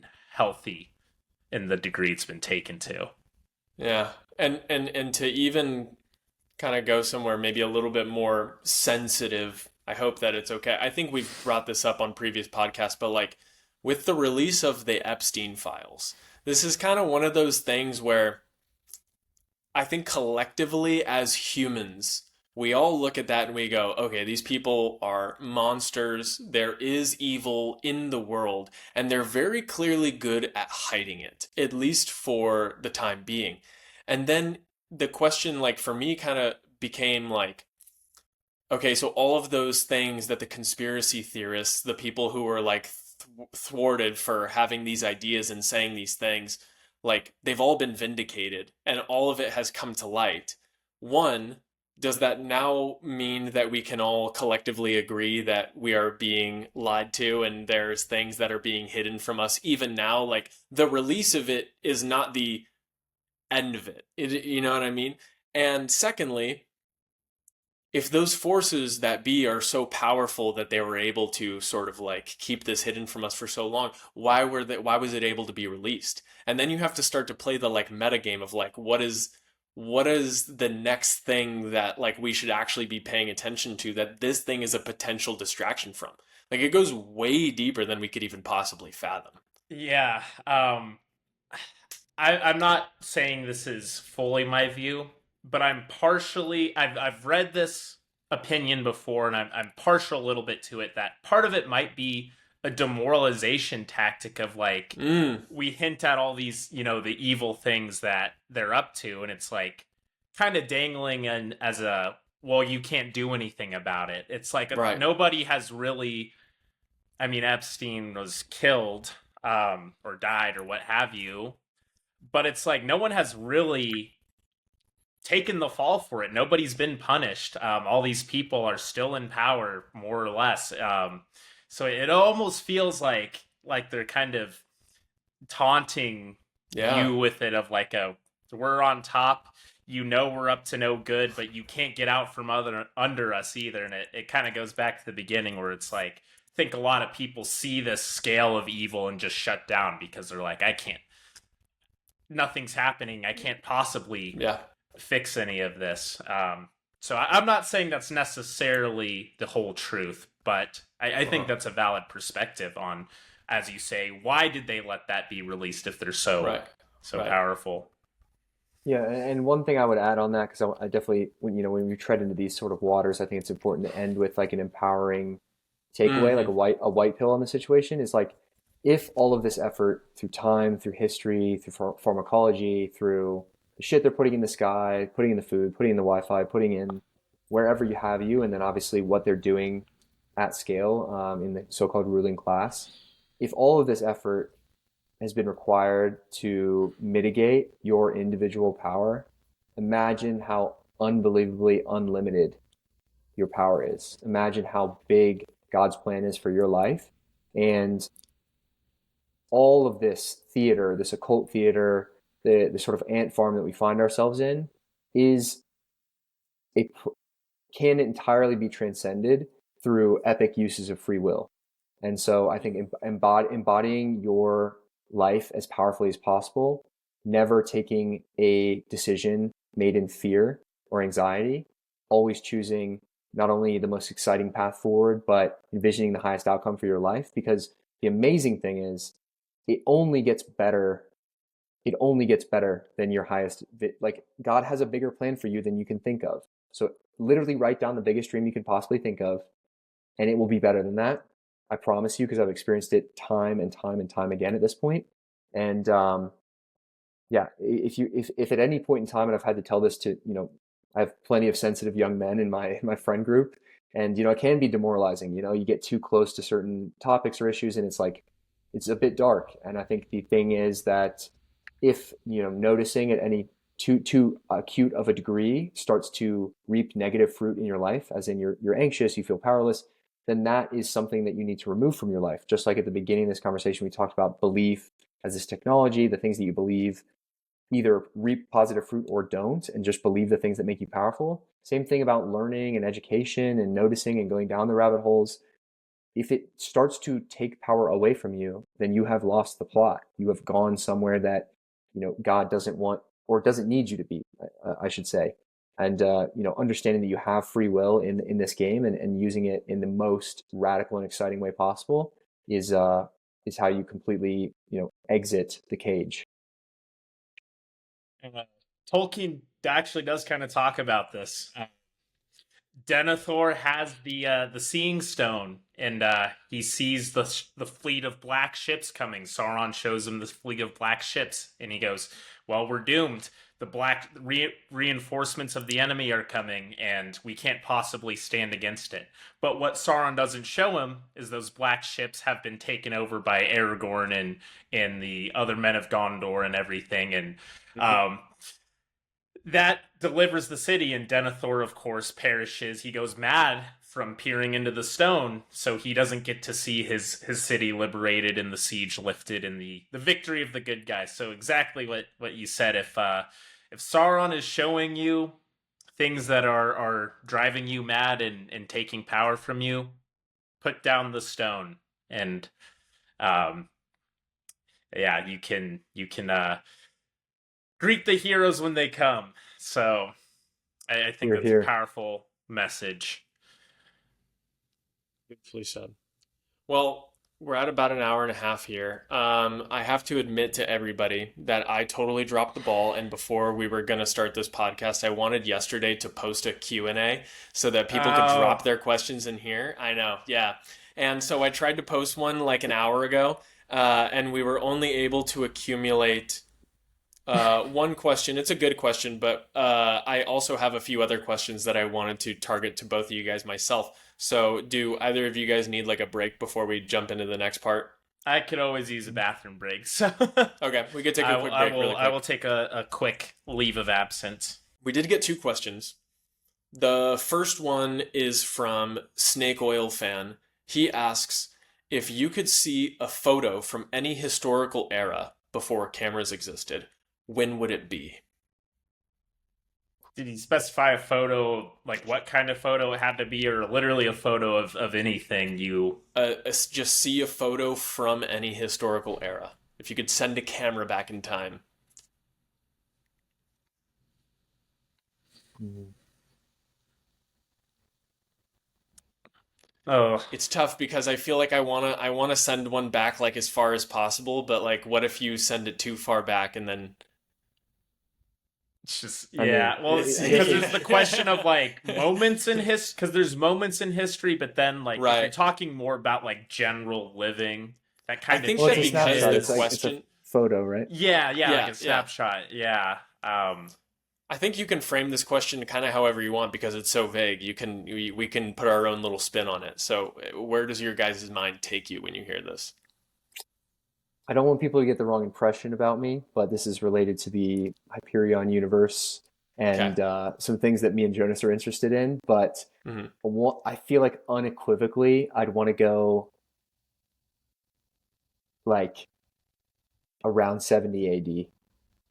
70 AD. Yeah, Yeah, yeah, yeah, yeah, yeah, yeah, just somewhere yeah, in there, and I'm yeah. gonna drop it somewhere. Well, the unfortunate There was part, like a temple that was destroyed or something during the Roman Empire.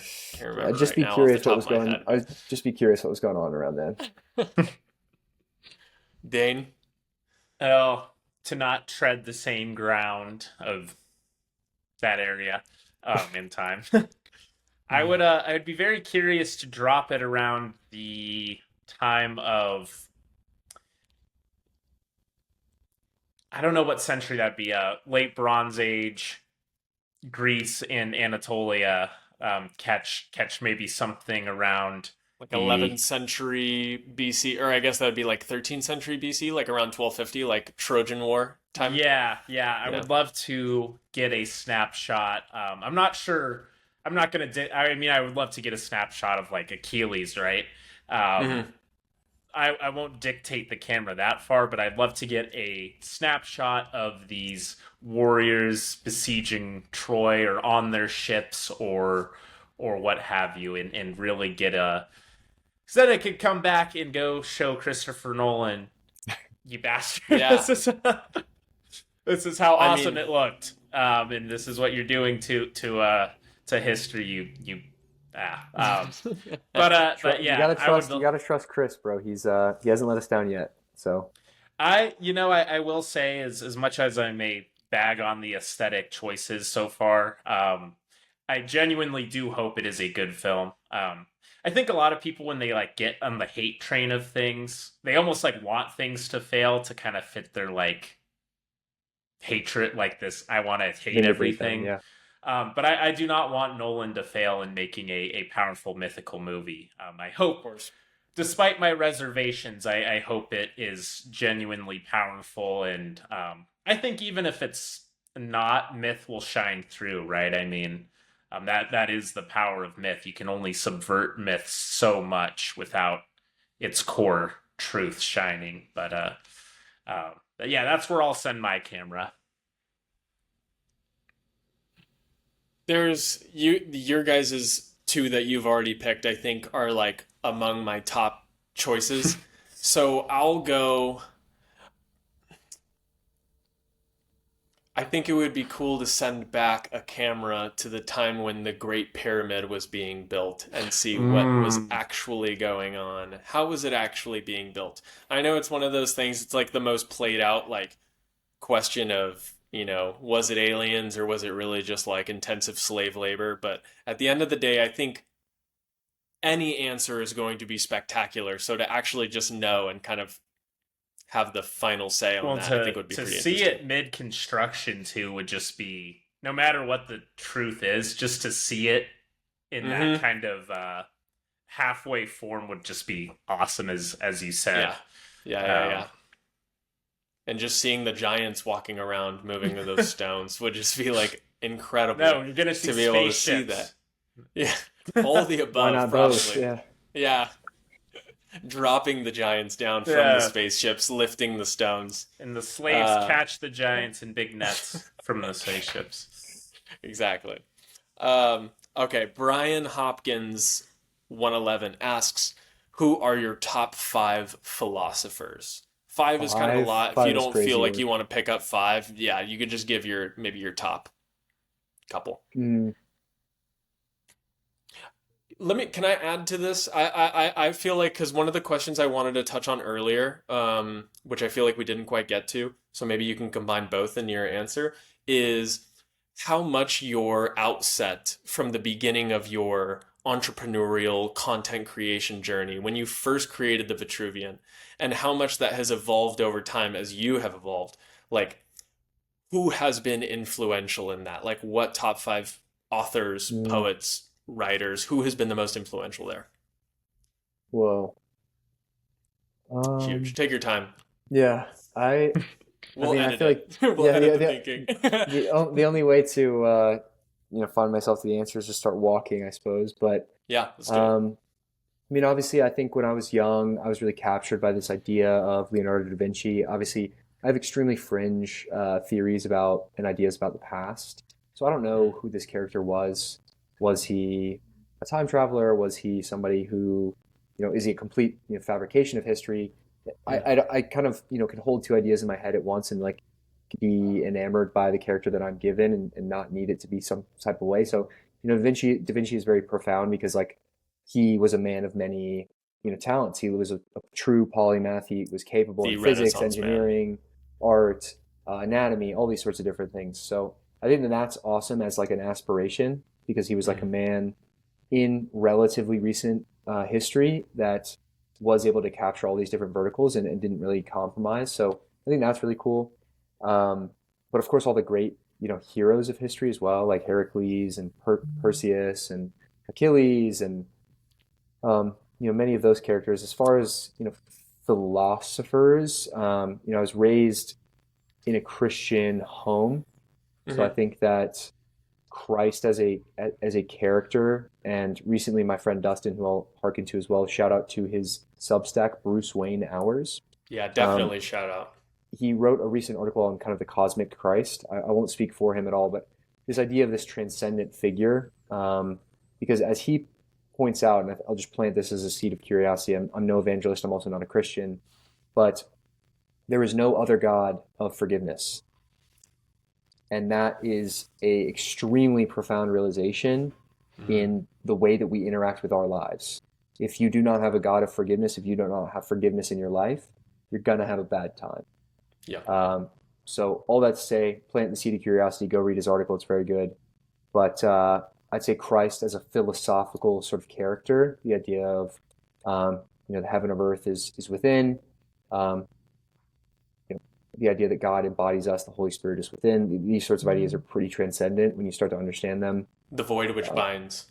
yeah, many such the Beatitudes, the idea of like you sow what you reap, the Matthew principle. I mean, just there's a lot of sauce in there as kind of co-subverted. I think the Bible is, and the religion itself is. So Christ, and then I think as any sensitive young man, you find your way to Nietzsche at some point. I think there's very something we talked about this on our second podcast, Jonas, but the idea of Yeah. just there's a Will to very power. vitalistic idea with the will to power. Like something about that is extremely resonant, and if no other reason that it makes me feel powerful, it's like I can be great, and history will bend to my will. Because again, I think free will is an important part of our reality, and it's like Mm, why not me? I love that idea, like ascending and trying to become the Ubermensch yeah. is powerful. And obviously, Nietzsche is widely misunderstood. Most people say they've read Nietzsche, haven't read Nietzsche, so I'm not trying to like, actually go read Nietzsche and see what you see for those that have any sort of way that they think about it. And then trying to think if there's any other standouts worth mentioning here. I mean, I think reading a lot of the Western canon is really important, like reading Sure. Hegel, reading Schopenhauer. Um, I mean, the list could go on and on. I think I'd have to really reflect, but then I also think of like a lot of these authors that we talked about as massively philosophical, incredible thinkers like Tolkien, Lewis. Like Lewis is all time. Um, Lewis is in my top five for sure. Dan Simmons, simply because I haven't even read his canon yet, but simply because of the Hyperion cantos, like changed my life and is extremely pertinent to our age. So yeah, I mean, I really could go all day long, and of course, as soon as we end this, I'll kick myself for not mentioning someone. So for any Always, of my always. fallen mentors and looking down from Valhalla, I apologize, but that's my list. You want to throw any in there, Dane? Any of your top philosophers come to mind? I think Zach kind of touched on a few there, and it's like, how strict do you want to be with the term philosopher? I mean, does it have Right. to Right. be someone like a Spengler or a Nietzsche? And Nietzsche would be on there, but like Tolkien, I mean, he is one of the most foundational creatives in my life. That's influenced where I am today. And how much leeway are you willing to give him as a philosopher, but there's certainly philosophy within his mythos, within Lord of the Rings, within even The Hobbit, right? So since I'm not a true philosopher in the sense of I rigorously studied philosophy, which I have not, I will say Tolkien is up there, Nietzsche is up there, um, David Lynch is up there if we're going to Mm. broaden the creatives to include creators, in a Hmm. philosophical sense, and I will put Younger up there as a Nice. someone who's been extremely important, and he of course was more philosophically aware himself. He read Nietzsche and a lot of these figures as well, and then he would go on to influence people too. I believe Evola read him, um, or he read Evola. Some kind of interplay there, but I will say those four figures. And as Zach said, there's probably someone really important I'm forgetting that I'm gonna kick myself, but It's meant to come up at a later time if that's the case. mm. Um, Cormac McCarthy. That's another one. Now there you go. I'm really just listing off my favorite authors and artists, but Yeah. I think Well, I mean, philosophy you can't really separate. no, and that's something that I like to live by too. Like if I was gonna throw one in my top five, would be Homer. I think that like those just foundational texts are incredibly important. I would also have Plato in my top five. It was just like this is the first philosophy book I ever read was The Republic, and it's what got me hooked on just wanting to explore those ideas. I also do consider myself a little bit of a Platonist, at least like in theory. Jesus would be in there as well, like Zach said. C.S. Lewis is up there. And for a number five spot, for the sake of not saying Nietzsche again, let's go. mm,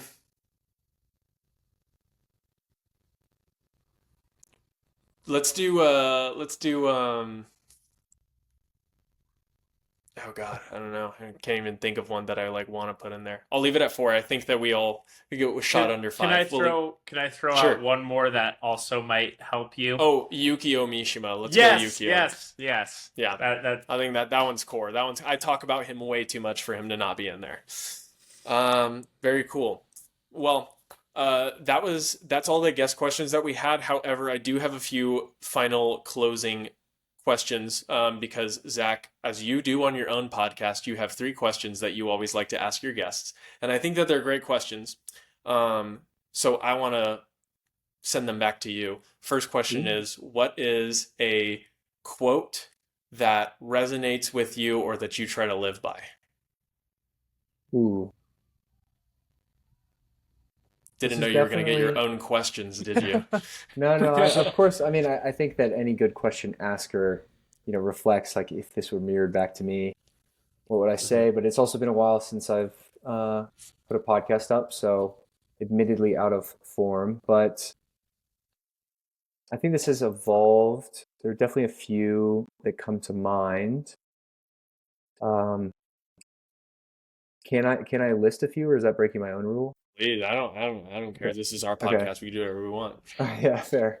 So they're in no particular order here. One is Heraclitus, which is character is fate. Mm, And if I had to pick one of my three, your gun to my head, I think it would be that one. I really think that it mirrors the ethos of the Vitruvian and You Are the Renaissance, truly like the life that you experience is a product of who you are. Right. The second that comes to mind is from Nietzsche's Thus Spoke Zarathustra, and it is wisdom is a woman, and she loves only the warrior. And to me, what that means or how that resonates is that, as someone who is, fancies himself an intellectual, I think about things, I think about ideas, I'm very cerebral, or I can be very cerebral. The important reminder is that, true wisdom and gnosis is learned through being the hero, actually living the story. It's not a theory. It's not something you're going to read in a book. You may read it in a book, but that's a story of a hero who did some shit in real life. As I said, I'm a mythological realist. So it's like, go be the hero and actually follow your hero's journey, take on legitimate risk, whether physical, financial, or otherwise. And, it's through that you'll experience real transcendent wisdom that you can then impart to people. And it's not just theory. It's not just some, all of us make content. It's this very ephemeral. It's actually, it's real. It's lore. Like we touched the ground. We did the thing. We went to the place. And then the one that I speaks about that. Mishima does speak of this. And then the final one that I'll leave is one that used to be my favorite quote, and I'll try my best to recall it off of the dome, but it's from David Data's Way of the Superior Man. And again, it relates deeply to the Vitruvian ethos, but it is, you were born as a sacrifice, and you can either participate in the sacrifice, dissolving into the giving of your gift, or you can resist it, and that is your suffering. Whoa. Yeah, super powerful, incredible book. I think David Data is an incredible teacher. I know people now personally that have studied under his pedagogy and his, have been tutored by his pupils. And I think generally speaking, he's reaped good fruit in this world. So, I don't holistically agree with every piece of his philosophy, but I do love that it is extremely idealistic and, interesting synchronicity. His book cover of that book is the Vitruvian Man. So kind of maybe a good way to round it out there, but those are my quotes. Nice. Dane, you have any cool quotes coming to mind? Gosh, now you're turning the questions on me. I mean, you're here, Never asked you this before. Yeah. I will. This is from, again, I'll bring up David Lynch, the show Twin Peaks. It's, every day, once a day, give yourself a gift. Spoken by Detective Dale Cooper. And for me, it's every day you have to give yourself some appreciation for yourself and what you're doing and the things you're going through. He's a detective solving a horrific case and battling this metaphysical force of evil, but he does not skip out on his donut before he goes and works on this. And I think that mentality, it's not an indulgence mindset where it's like, people who will say, oh, I'm having a cheat meal, and it's like 3-course dinner at the whatever that blows their whole diet away. But it can be anything. It can be you give yourself a time to go to the beach. You give yourself a new item of clothing. You give yourself time to relax. You take a night off. There's always little things you can give yourself. But if you have to be grateful for the effort you're putting in and show gratitude to yourself. And I always get in that mindset of just like, no matter what you do today, show some gratitude to yourself and the progress you're making, even if it's in a little form. And I like that. People aren't kind enough to themselves, and I think that's important. Nice. I think I even mentioned this on one of the last podcasts that came up kind of organically, but I have as my lock screen here a photo of Hercules with this constrained quote from Epictetus, which is, how long are you going to wait before you begin to demand the best of yourself? And I think that that's something that's always, even now, like, I'm one of those people that I get too far ahead of myself and I start to feel like I'm running out of time, and as we have just discussed, none of us have time. So I have to constantly remind myself of that, and I have to remind myself, one, to be present, and two, just to like not wait any longer. Like what can you be doing right now? And this doesn't necessarily mean just being busy and productive and all these things, but like, am I making the right decisions? Am I taking the right steps every day? Am I being true to myself every single day? And so that's something that I just like to keep on my lock screen to constantly remind me of. So that's my favorite quote for the time being. Zach, if you could go back to any younger version of yourself, I think I'm asking these questions correctly. If you could go back to any younger version of yourself and give them one piece of advice, what would it be? Hmm. Keep going, young man. Beautiful and easy.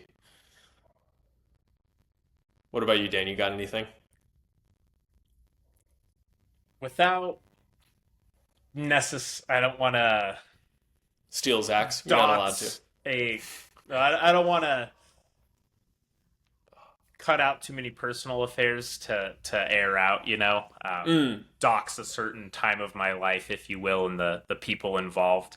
But what I would say to a 21, 22-year-old me is that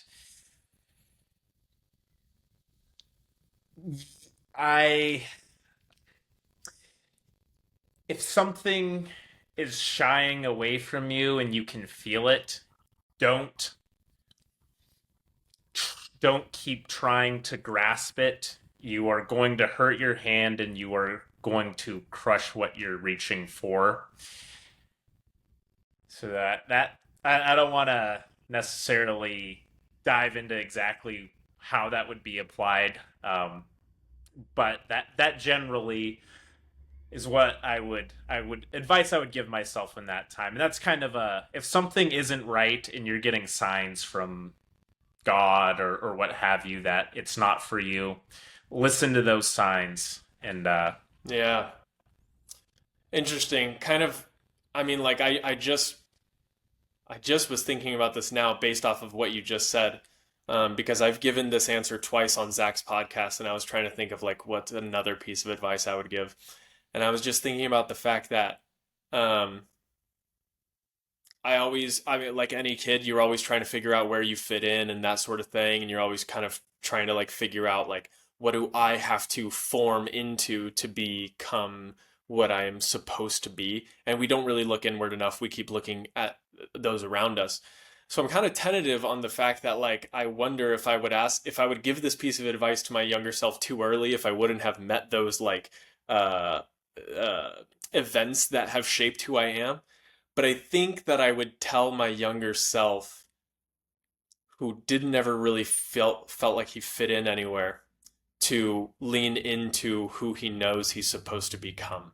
Because I think that that's one thing I can say for myself. Like, my life changed when I turned 19 and I got this opportunity to go fight wildfires in Washington. Because it was the first time that I ever moved away from home. It was the first time I ever lived away from my friends I had grown up with my entire life. It's my first time being pulled out of my comfort and routine. And it just, in those short 6 months, my entire character and personality just like transformed, because there was no mold I was forcing myself to fit into.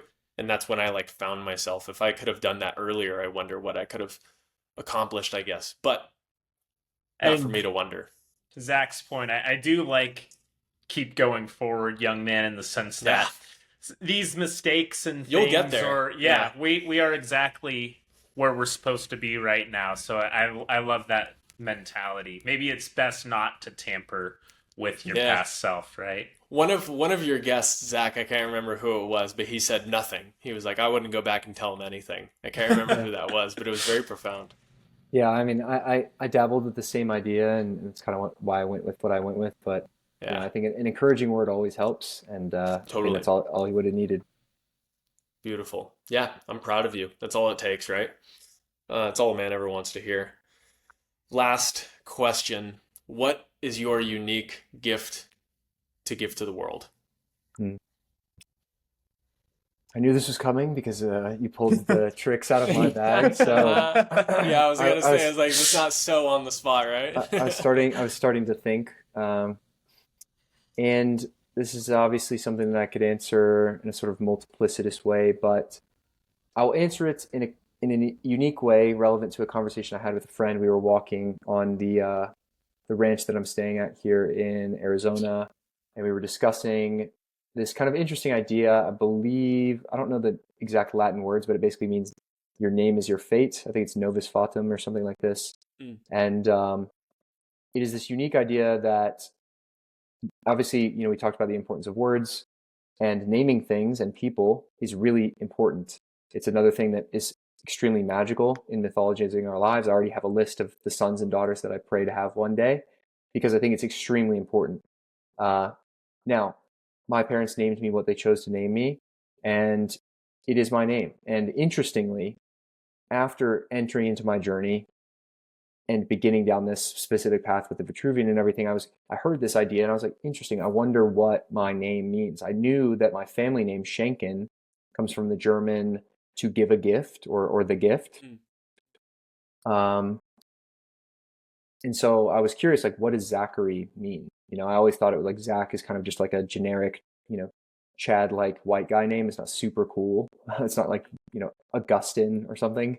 But uh, but either way, it's my name, and I've come to love it, and I was interestingly investigating it. And so to close this loop, um, my unique gift to give the world, I answer that by saying it's myself, and my name, interestingly, uh, means the Lord has remembered to give a gift. So what I'm trying to do ultimately, at as large of a scale as I'm allowed, is help people connect to their gift to give the world because I'm extremely passionate about that. I think that we each Wow. have a specific place to be. Yeah. And I find myself unconsciously doing it every time I meet somebody. I'm like, playing this kind of like cheerleader coach character, like Oh yeah. calling them as high as I can.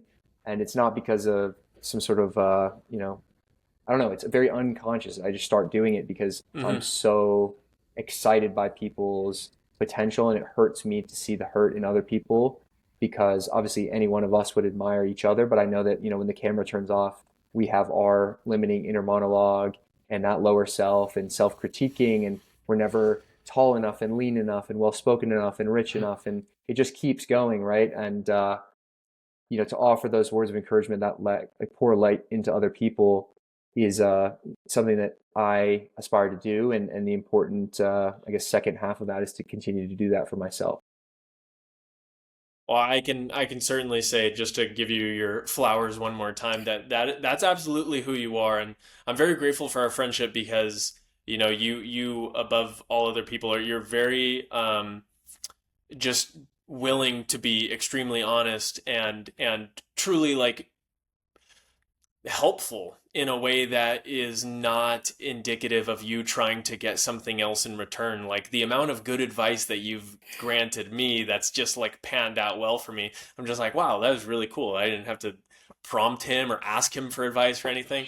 So that that is super interesting to hear that that's where your name comes from because it's very much who you are. Super interesting. Mm. Um, I am very grateful for you coming on this podcast. I think that this is obviously a long time coming. We've been talking about it since like episode one came out. So it's great to finally have you on.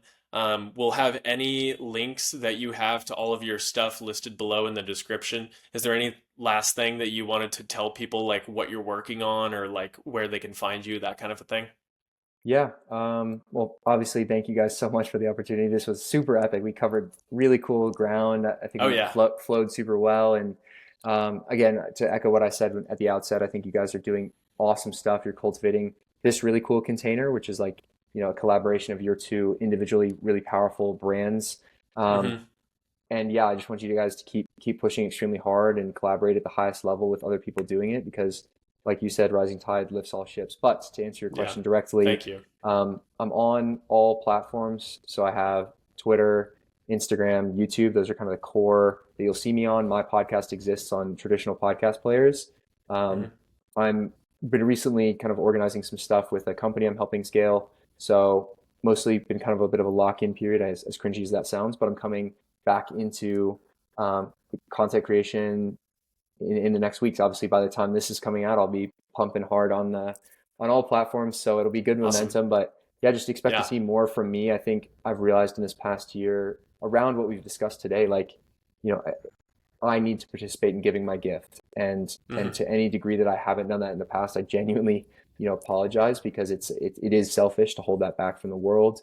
And yeah, it's going to be a big year for all of us. I can't wait to ride across the step with you guys in person. It's going to be a Oh yeah, dude. profound journey, and I'll try my best to document that. On my channel, you'll see kind of Same. different verticals. I Yeah. kind of just do talking heads where I kind of state flow of consciousness, talk about ideas. I have my podcast. I think I'm going to dabble in streaming as well, just to play around with that this year. Dane And and I then, just did last week, and it was incredible. You gotta jump on that. yeah, I think it'll be super cool to like just build the depth and let people hang out and ask ideas. Um, and then the final thing, of course, is like I've been pseudo documenting my life through the vlog series. I think Uh it's huh. not to gain any sort of traction, but I think just like having those logs, and Visual especially diary. that adventure we're gonna have in August is gonna be incredible. So Yeah. super excited. Seriously. Please message me on all platforms. I'm currently, and this, God willing, won't be the case forever, but I'm currently small enough that I can still read and respond to literally every message that comes in. So like, this is the time to chat it up, and I'll have more offerings to come. Keep an eye on the Vitruvian universe, because as I am extremely bullish on real world versus fake world, excited to be building like some really cool projects from within our community and my kind of inner fraternity I have here. Yeah. Do definitely message Zach if you are interested in anything that he has to offer or anything that he said on this podcast, because the potential connections that you can make, just like what we did when we were much, much smaller creators reaching out to each other, has reaped.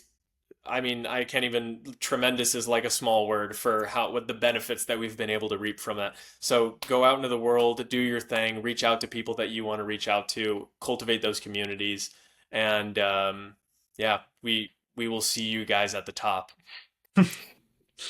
Uh, Thank you, Zach. It's a pleasure. We've spoken on the phone before, but it's great to see your face and have this amazing discussion. So thank you for coming on, and I look forward to what's coming from all three of us and many of our other compatriots in this space in the coming months, especially the month of August, named after Augustus, the Yes. end of summer. It's, for anyone who made it this far, you're getting a little tease into some things we've been hinting at. So Yeah. if you've made it through 2 hours and 12 minutes, You're highly You're favored. granted a gift. Yes. Yes. Awesome. Well, everybody, thank you so much for watching, and we will see you in the next one. Love you peace. guys. God bless.